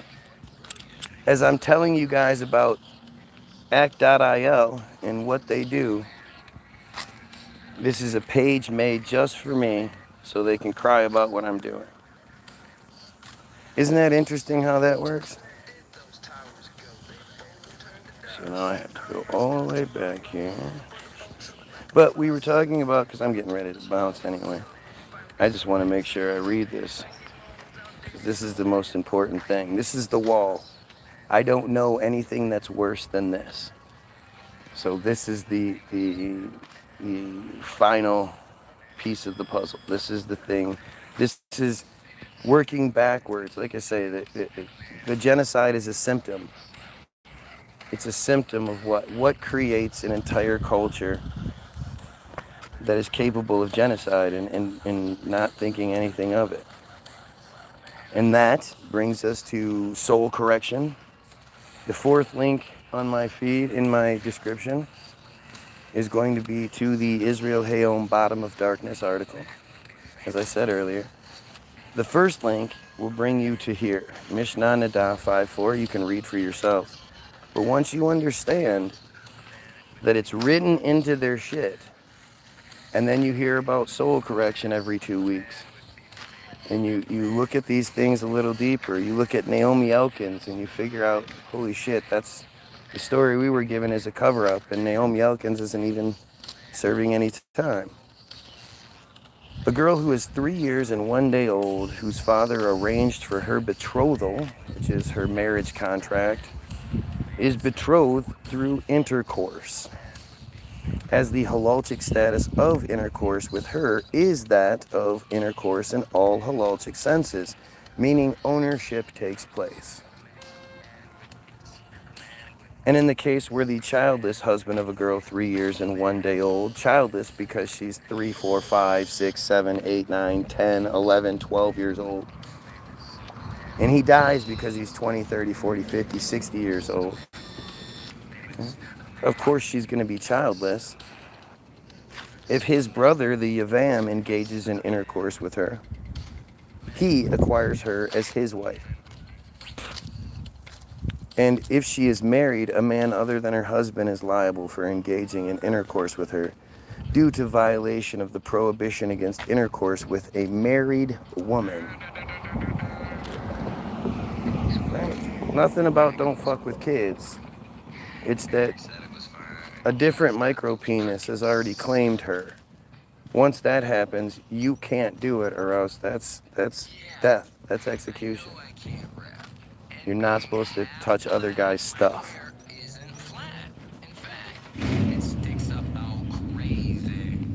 If the girl is less than that age, younger than 3 years and 1 day, the status of the intercourse with her is not that of intercourse in all halachic senses. Rather, no ownership takes place. Rather, it's like placing a finger into the eye. Just as in that case, the eye constricts, sheds tears, and then returns to its original state, so too in a girl younger than 3 years and 1 day old, the hymen returns to its original state. Do you guys understand what my motivation is yet? In the case of a boy 9 years and 1 day old whose brother had died childless, who engaged in intercourse with his Yivama, his brother's widow, the status of the intercourse is that of halachic intercourse, and he acquires her as his wife. But he cannot give her a bill of divorce if he chooses to end the marriage until he reaches majority, which is 13, has 2 pubes, and 6 months after he's 13 years old and he has his 2 pubes and he has his bar mitzvah, then he's considered majority. And if he engages in bestiality, he disqualifies the animal from being sacrificed upon the altar, and the animal is stoned due to his act, put into a small little pit where they throw rocks at it until it dies. Do you understand? This is what's controlling the world. This is why we're fighting. They're sending our kids off to die. And it's just the beginning. They're going to do a draft. They're going to make your kids go die for Israel while the Israelis refuse to fight on the ground because they don't want to die. They all signed the petition anyway, saying that if something like this just happened to happen, none of them would fight in it. So weird, huh? Almost like they knew it was coming. I have 0 viewers and 19 likes right now. Please tell me how that makes sense. I mean, to me, it seems like interference. But, you know, I'm just a crazy conspiracy theorist, right? Especially considering there are like 4 or 5 people commenting at this exact time. So, strange how that works. Anyway, have yourself a great day. Go check out all the links in the description. Go get your free download. www.bilderberg.group.com. It's free to download, free to listen to. When you click download, it'll ask you how much you want to pay. Click 0 and it's free. Second link is to Mishnah Nadah 5.4. You can read for yourself. Third link is to Hollywoodism, the most important film ever created. Watch it. It'll explain why you believe in George Washington. It'll explain why you believe in Jesus. You know, Satanism didn't start until the 80s.